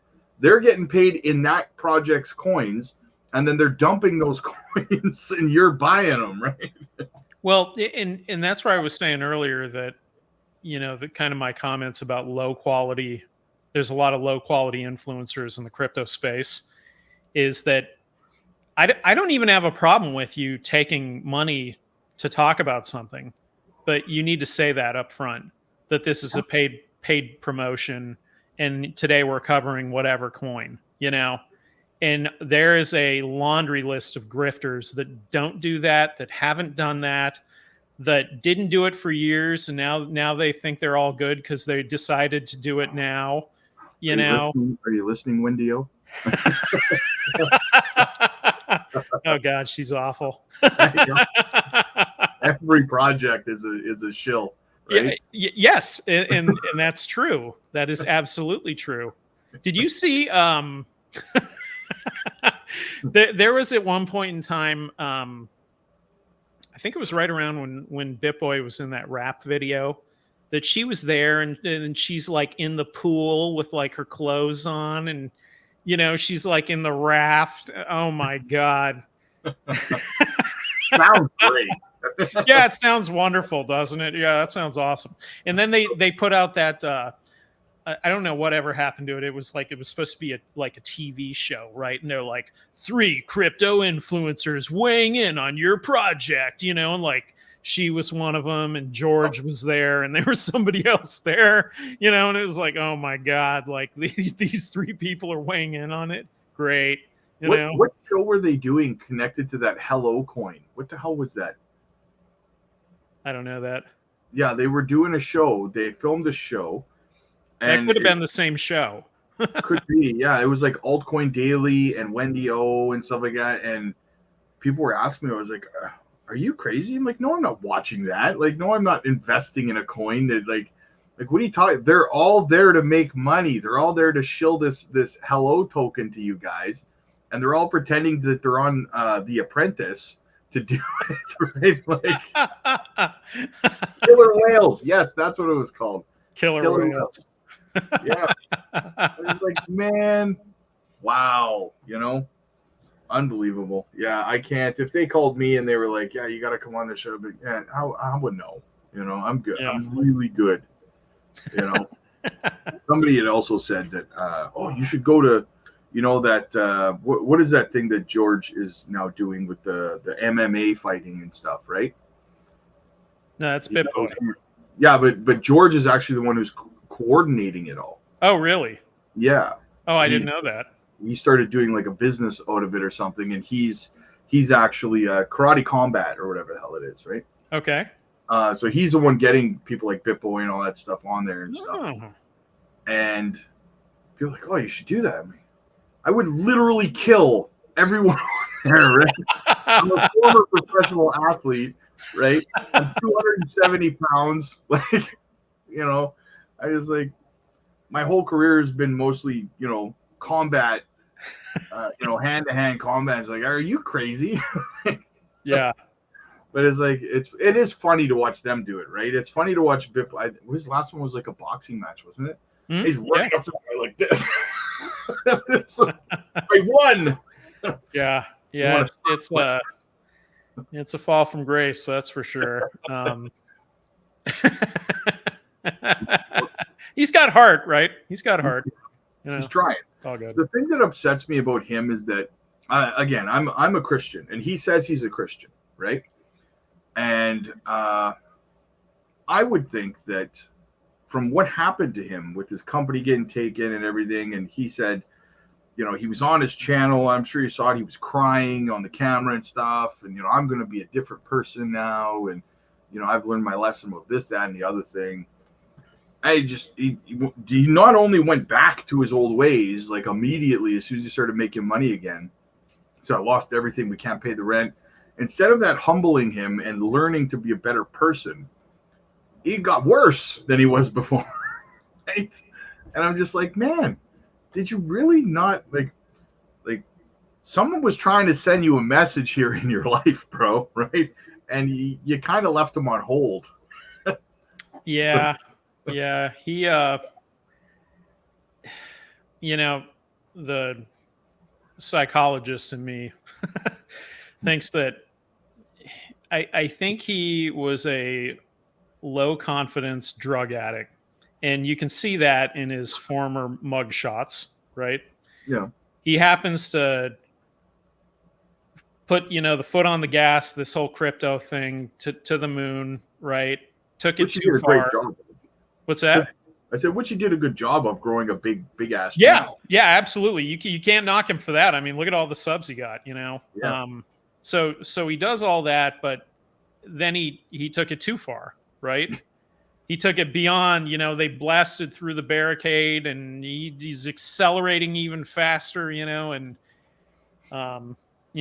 obviously you don't. First of all, you don't hook up in the office. Yeah. Not a good idea.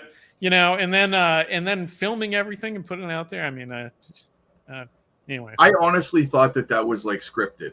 I was like, this is either a train wreck or a fucking genius kind of storyline he's putting together here, right? It was a train wreck, and it's a miracle he hasn't been busted for like money laundering and tax evasion, all those things, honestly. Yeah. Because he probably should be in prison for some of that stuff. And I would be willing to bet there's a lot of it if somebody actually dug into it, Well, you keep calling out, public politicians and, these public personalities. Eventually, they might decide to shine a light on you, right? Well, everybody's luck runs out at some point, right? Yeah. I mean, sometimes you're just lucky for a while, and then it'll run out. So hey, that's why I always tell everybody, just pay your taxes. Like I get asked all the time by people, like, well, how do I get around paying the taxes on my crypto and stuff? I'm like, oh, it's simple. You don't. Just pay it. The simple truth is, if you want to get around paying crypto taxes, then have as few of taxable events as possible, or offset those taxable events with your tax loss harvest. Yeah, or move. Get it. I think you have to abandon your citizenship, though, don't you? If you move out of, like, if you moved from the U.S. to the Philippines, for example, to move somewhere with more favorable capital gains taxes, like 0, then you'd still have to pay your U.S. taxes unless you surrender your citizenship, right? Right. Like you would have to expatriate to somewhere else entirely. You're not coming back. But there would still be rules wherever you went to, unless you went to a tax haven type of place, Well, from what I understand, there's actually a law in Canada here called you can claim anarchy status, where you don't have to pay taxes on anything, but you also are eligible for nothing, right? Oh. Healthcare, everything you need, you have to have the money to pay for, or you're screwed, right? There's no healthcare. You can't get insurance, like car insurance. Like you're completely off the grid, right? Anarchy's anarchy, and that's just it, right? So, yeah, I mean, some people might be into that, though. I went to Alaska last year.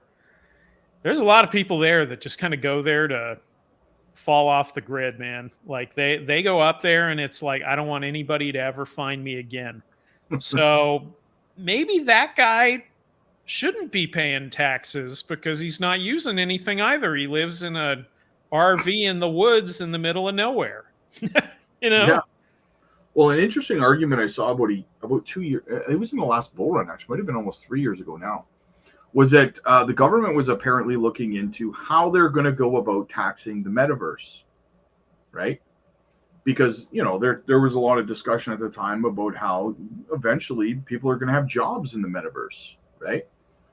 And it's like, okay, well, my taxes are supposed to pay for the roads and pay for the improvements in the city, and like, but if I'm working in a digital world and that's where my income is, and I'm not using the roads, and I'm not like, why am I paying you taxes for a virtual job?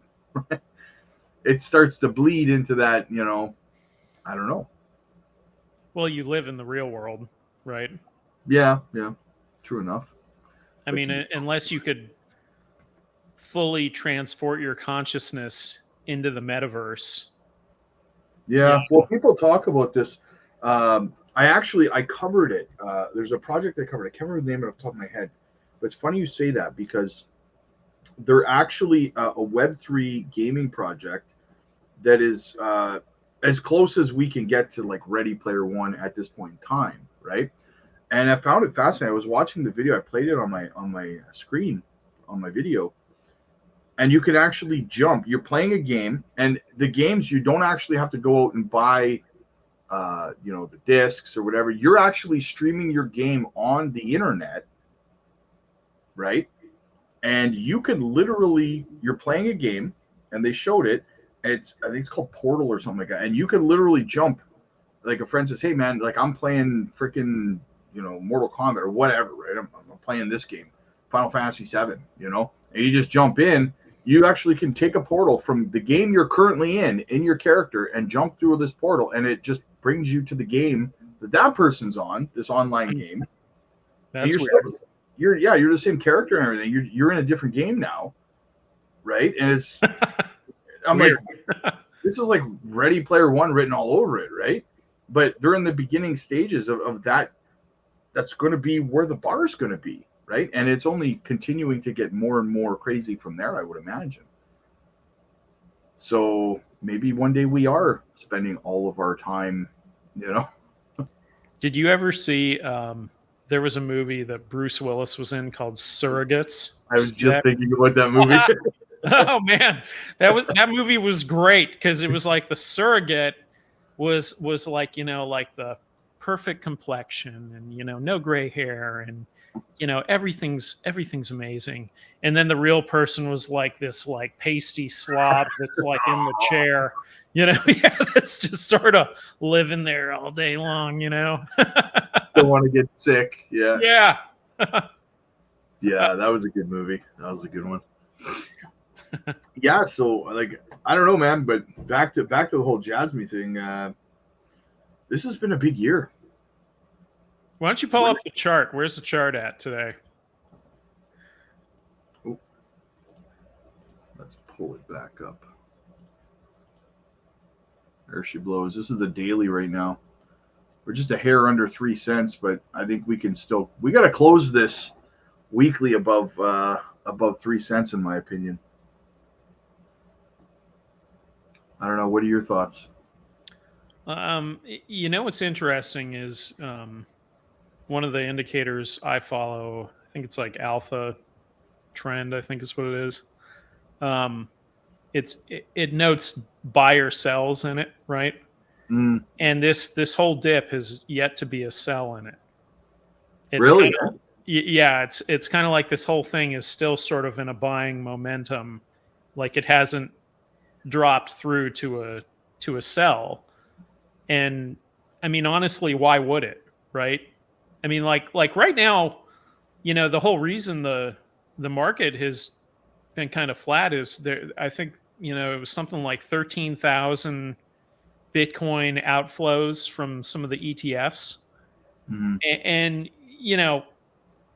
Grayscale is still selling. It's still dropping, and it'll continue to drop as long as they're charging 6 times BlackRock, right? I think it was like 1.2 billion was the outflow number over the last week or something like that. Yeah. So there has been some outflows in the ETFs, but I would imagine that to keep shuffling around, and as time goes on, it's going to keep going higher. The real interesting thing with the ETFs is that I want to say when they started, like end of January, something like that, there was something like 600, let's say 650,000 Bitcoin in there. Today, it's only like, between 850, 900. So Yeah. it really hasn't net gained what it could yet. Okay. And I think a lot of that is that, the whole time that BlackRock and some of the others have been getting bigger, Grayscale has been shrinking and they've been losing their share. And so that whole series of events isn't over yet. That's still ongoing today, that there's outflows of certain ones and then BlackRock keeps adding. If you look at MicroStrategy, look, he's buying even more. Yeah, He just 700 keeps adding. He keeps on adding. He's going to be filthy rich beyond belief. Apparently, Michael Dell's looking at it now too. The MicroStrategy plan playbook. Yeah. Why wouldn't you? But we also have other compounding things as well. Like I believe that the smaller miners have been capitulating as well, trying to stay in business. Right? I've seen that too. Yeah, I saw a post about that saying they need to just die already, and something about this time post-halving has been the longest one to date by a long shot, that these miners are trying to hang on. And then the German government's dumping like I think it's 50,000. Yeah, 50,000 BTC as well. Yeah. Got a quick super chat to acknowledge here. Gary asks, "Is there a launch date for Janction? Missed it if you mentioned it already." Do you have any information on that? No. All we know is later this year at this point, right? Yeah. Hara has kind of announced the Jasmy chain Janction 3-4 times, but he's never actually said, here's the date it goes live, or here's the point that we're targeting it to be live, right? I have a bit of a good. I have a bit of a theory.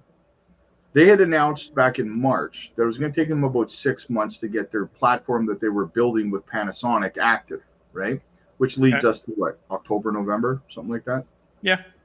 So in theory, maybe that's when they plan. Maybe it's Janction they're referring to at that. Like, again, it's speculation, but it would make sense to do it before this year is over, right? So if they could do it towards the end of the third quarter, beginning of the fourth quarter, that'd probably be the best time to launch it. So I would imagine they're probably shooting for something like that. Yeah. So yeah, you were saying German government is offloading a bunch of BTC that they had seized, right? Supposedly. Yeah. Yeah. So that's all this selling pressure, right? And I've been trying to say that. Like, people keep asking, like, somebody said in the comments, like, "Oh, we got all this good news for Jasmy. Why is the price so good?" Well, because Bitcoin has just been getting hit with, outflow after outflow, and getting dumped, and as much as people don't want to hear it, I mean, everything's correlated to Bitcoin.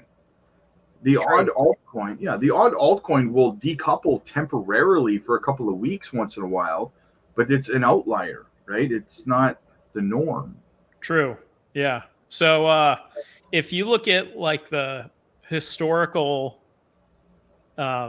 months year over year in Bitcoin, June, July are pretty comparable. August, September are lower than June, July in terms of performance. And then October, things really kind of take off historically. Well, here's what I actually did a video the other day talking about it. A little bit of a perspective for people that have not been around for a cycle yet. And it's that, so in the first cycle we had, I think it was 13, right? 13, 14. I looked at it. I think it was about 530 days between the halving and the peak of that cycle, right? And then you fast forward to the 2017 bull run, and I think it was about 515 days between the halving and the peak of that cycle. 2021 was right in the middle of that, somewhere around 520 days, 25 days between the halving and the peak of that cycle. We're only about 60 days past the halving right now. Yeah. And you're seeing people making videos saying the bull run's over. It's all, we're going back into a bear market. We're not even 100 days past the halving, let alone 500. So if we average that and just brought the average on a 500 days past the halving, we're looking at the middle of next year. And theoretically, why would that change now? All the price action on BTC has just been artificial because of these ETFs. Yeah. And you have yet to stop the grayscale leak. Yeah. So when that stops, then they'll just be adding, right? I mean, outside of the occasional outflows from ARK and I think Fidelity is the other one that have had some outflows, right? But if you think about the inflows and outflows of the Bitcoin ETF, right? So who is buying? It's institutional investors that are buying. It's investment companies going in there and buying through that. So why would they be selling Bitcoin now, right? Like, why would you be outflowing it now? What's your rationale behind that? And it really doesn't make a whole lot of sense, other than, maybe you're just a company that's saying, hey, we decided to try 4 ETFs and we like these 2 better. So these other 2, we're going to pull our money from there and put them in these 2, right? So I think some of this is just a lot of reshuffling, that it needs time to work itself out, that reshuffling, right?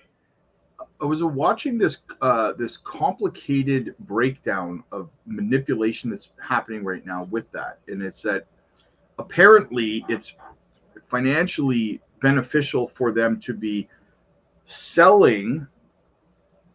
applying sell pressure to dump the price of BTC, whilst utilizing the both leverage trading on shorting and longing. Right. So apparently, from what I was seeing, it's a little bit of manipulation there, where it's like they know that they're going to be dumping. So then they put in a short, then they know they're going to onboard. So then they put in a long.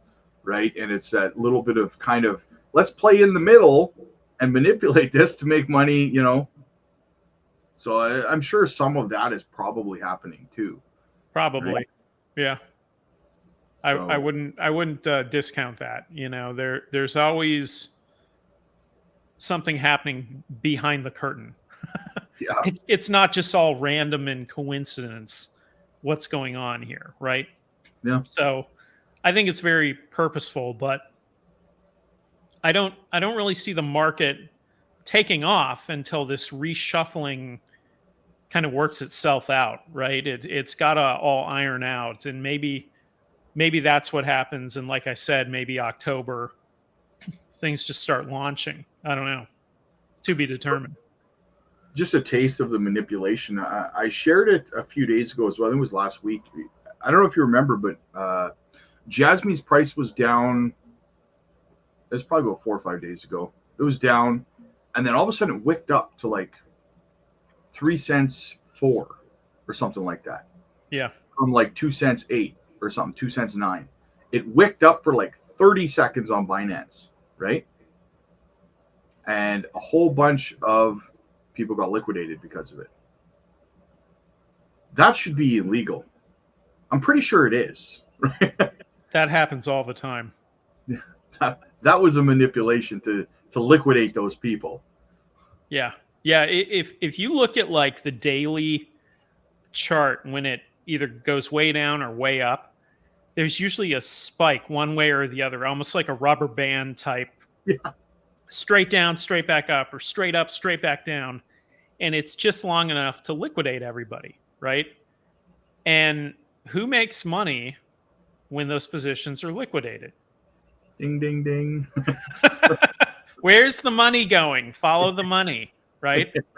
So it leaves your wallet. It went into the exchange. You thought you were going to get rich because it's supposed to do whatever it's supposed to do, right? And then lo and behold, you lost your position Yeah. and the exchange kept your money. That's weird. Imagine that, eh? Yeah, imagine that. So it makes you wonder, like, but that is why I tell people all the time on the channel, that's one of the reasons we need regulations. It's like a necessary evil to prevent a worse evil from happening, right?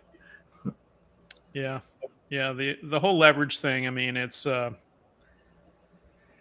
don't know, there's a lot of different ways to make or take money in crypto, and I don't know, right now it's kind of a built-in part of this market that I don't know if there's any getting around it. I look at leverage trading like at this point in time, the way that the market is currently unregulated, like gambling, because you are quite literally just throwing, like, that's why whenever I see a whole bunch of longs building up somewhere at a certain price level or a whole bunch of shorts, like a magnet, those people are going to get liquidated, right? Someone's coming for that liquidity. Yeah, absolutely. Yep. So I don't even bother anymore, to be honest with you. It's just it's a rigged game. It's as rigged as it can get, right? As soon as enough liquidity builds up, they're coming for it. So why even bother participating? It's not a game that you have a chance of winning. You had a better chance of going into the casino and throwing your money into one of those and just pull the arm, right? So yeah, the house is going to win. Yeah, pretty much. So, I mean, I just kind of view it like I view it more so just the long game, right? I mean, if you think this is a decent project to be into, if you think the community is good and the team behind it's good, then just, check it out, right? And hopefully your investment goes up from where it started, right? I mean, I know a lot of us who, really the only way to get around all that manipulation is the DCA. I mean, it really is, right? Yeah. And if you DCA in this thing through the bottom, you're doing pretty well right now. I mean, everybody's doing pretty well. And where could it go from here? It could go a lot higher from here. I think in the crypto world, a lot of people are looking for what's going to be that coin that makes that big move this cycle, right? Which coin's it going to be in? It could be Jasmy. It really could. Yeah. Well, that's the thing. I've been talking about that lately, is actually the possibility, Jasmy, can it get to the top 10? Can it get to the top 15? And my perspective on this is, like, again, I went back to, 2017, who was in the top 10, right? You can go to 2028, 2029. Who's going to be in the top 10? There's only 3 projects that have consistently remained inside the top 10. Bitcoin, Ethereum, and XRP. That's it. Everything else is come and gone.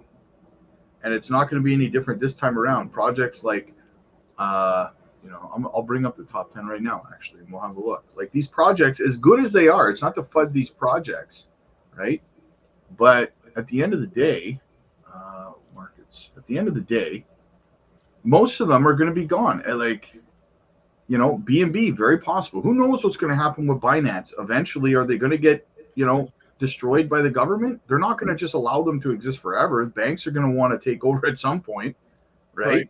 Right. So again, Solana, good project. They're going to have an ETF, but so are a lot of other projects at some point coming soon, and their network sucks. Let's be honest, right? They're decentralized. Yeah. You eliminate, obviously, the stable coins. I never count the stable coins in the top 10, right? But then you've got Dogecoin, you've got Cardano, you've got SHIB, you've got Tron. Like, these projects, I'm not funding any of them. AVAX, DOT, right? Well, Link, I don't know. Link kind of has a monopoly on the Oracle scene, but let's be honest. But Uni, is the SEC still going after them? I don't freaking know, right? Near Matic. So it's like, the point is, a lot of these projects you're seeing in here right now are probably going to be like 7 pages later, like in the next 2 cycles, right? They're still going to be around, but new projects come, man. Like, so can Jasmy make it into the top 10, top 15? If they keep doing what they're doing, it's starting to seem like, yeah, you know. Yeah, I think it's possible. The opportunity for them to do it is there. The question is, will they do it? Right. Yeah, you know, I think you kind of have to have this like magical combination of elements. And I think all of that's here, right? It's just a matter of the market going for it, you know, and it can totally happen. Timing matters too, right? And I mean, they're coming into good timing here because DPIN's starting to, you know, become the main narrative here. They've also got the AI tag. So timing in terms of their narrative as well is definitely in their favor, right? Yeah, I think so. And, you know, again, if you start comparing them to like other coins, like you said, I mean, Solana has its own issues, you know, Cardano has its own issues. BNB is not perfect, you know. No. Ethereum, laundry list of problems. So, I mean, Jasmy doesn't have to be perfect to go on a massive run, I guess is the point. Yeah. Like I remember saying Jasmy was, I think, 72nd or 73rd or something like that. And I made a video saying, I even showed it on another video afterwards. I said, I have a feeling in the next couple of weeks, Jasmy's going to make it into the top 50, right? Like 2 weeks later, Jasmy hit like 48. I was like, yeah. Yeah, totally did it.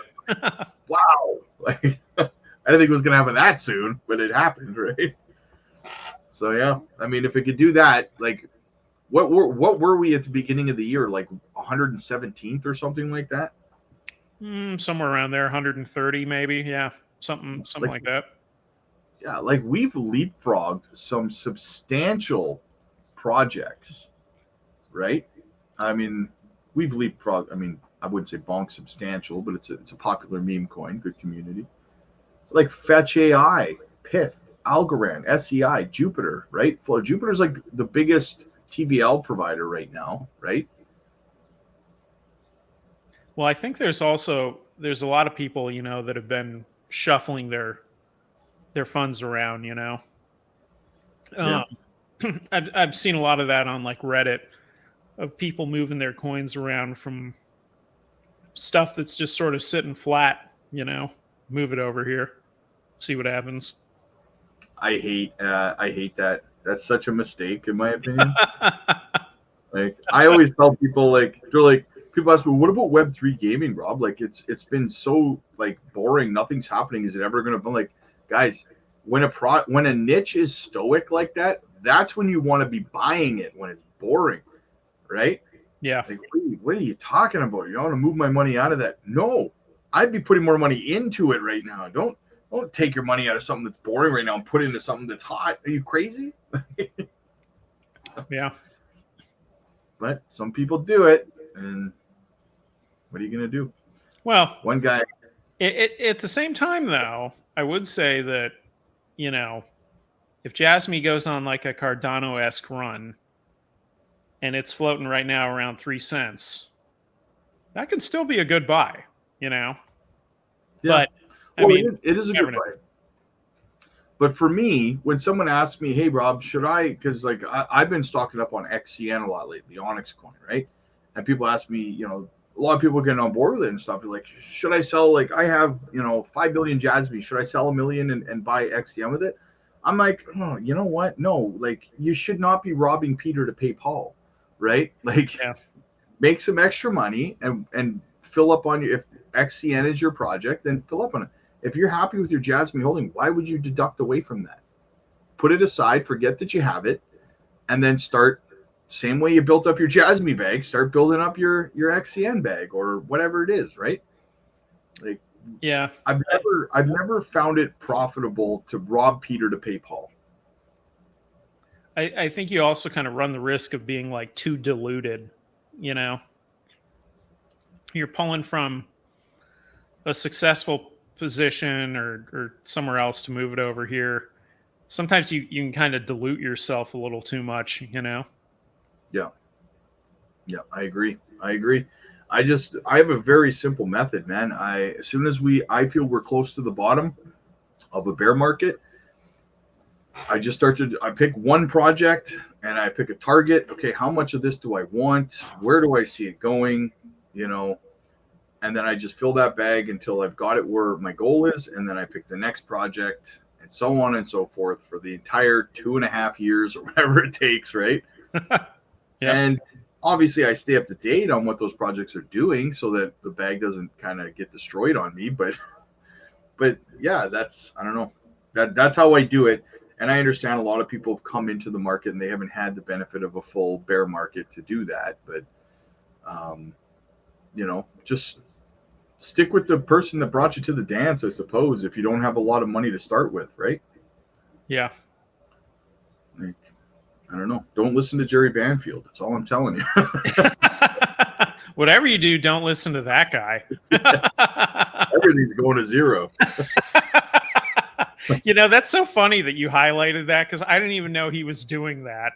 But it's like, look at how many videos he did like that. He's just trying to piss off everybody. Yeah, there's like 20 of them. It's like every popular thing. He probably just went on, found out which projects have the most social mentions, and then just did a video on it saying it's going to zero, right? That's, you know, he's probably also the guy that if you're into internet computer, you're probably going, God, did we have to get that guy in our community? Like he's the big boy of ICP. Yeah, he's our big supporter. Like, like, can he just sell his position and move on to something else? Yeah, there's speculation that that ICP pays him to fund competitive projects, but I don't know how true that is. I doubt it. Yeah, I don't see them having any interest in that. They're probably rolling their eyes at him just as much as we are if they're aware of him. Yeah. We'll pay you to stop talking about ICP. Exactly. Yeah. Please stop talking about anything with internet computer, you know? We'll sign a contract, whatever you want. Oh, man. Good times, man. So anyway, yeah, I'm doing the P. You probably got to start getting ready to go too, eh? We've been going for 2.5 hours. Yeah, you know, I have had this tickle in my throat for like 15 minutes and I'm out of water. See, I keep this big mofo. Oh, yeah. Yeah, see, mine's like not a drop. We're dry over here. Nice. All right, man. We got to get together again soon, man. There's a lot obviously happening right now. I'm thinking that, you know, maybe, I mean, probably before then, but maybe for sure when they get their Junction launch here or whatever platform it is that they're referring to with Panasonic, we got to cover that too, because that should be coming down the pipe soon. So. Absolutely. You know, on the Jasmy side, they have been kind of quiet lately. So that tells you they're working on all kinds of stuff in the background. So at some point when they start announcing what they've been working on, we'll have to circle back around and have a discussion, you know. Hell yeah, brother. Hell yeah. I'm excited. I like when they're quiet because, yeah, usually something like Panasonic comes out when they're quiet. Exactly. Yeah.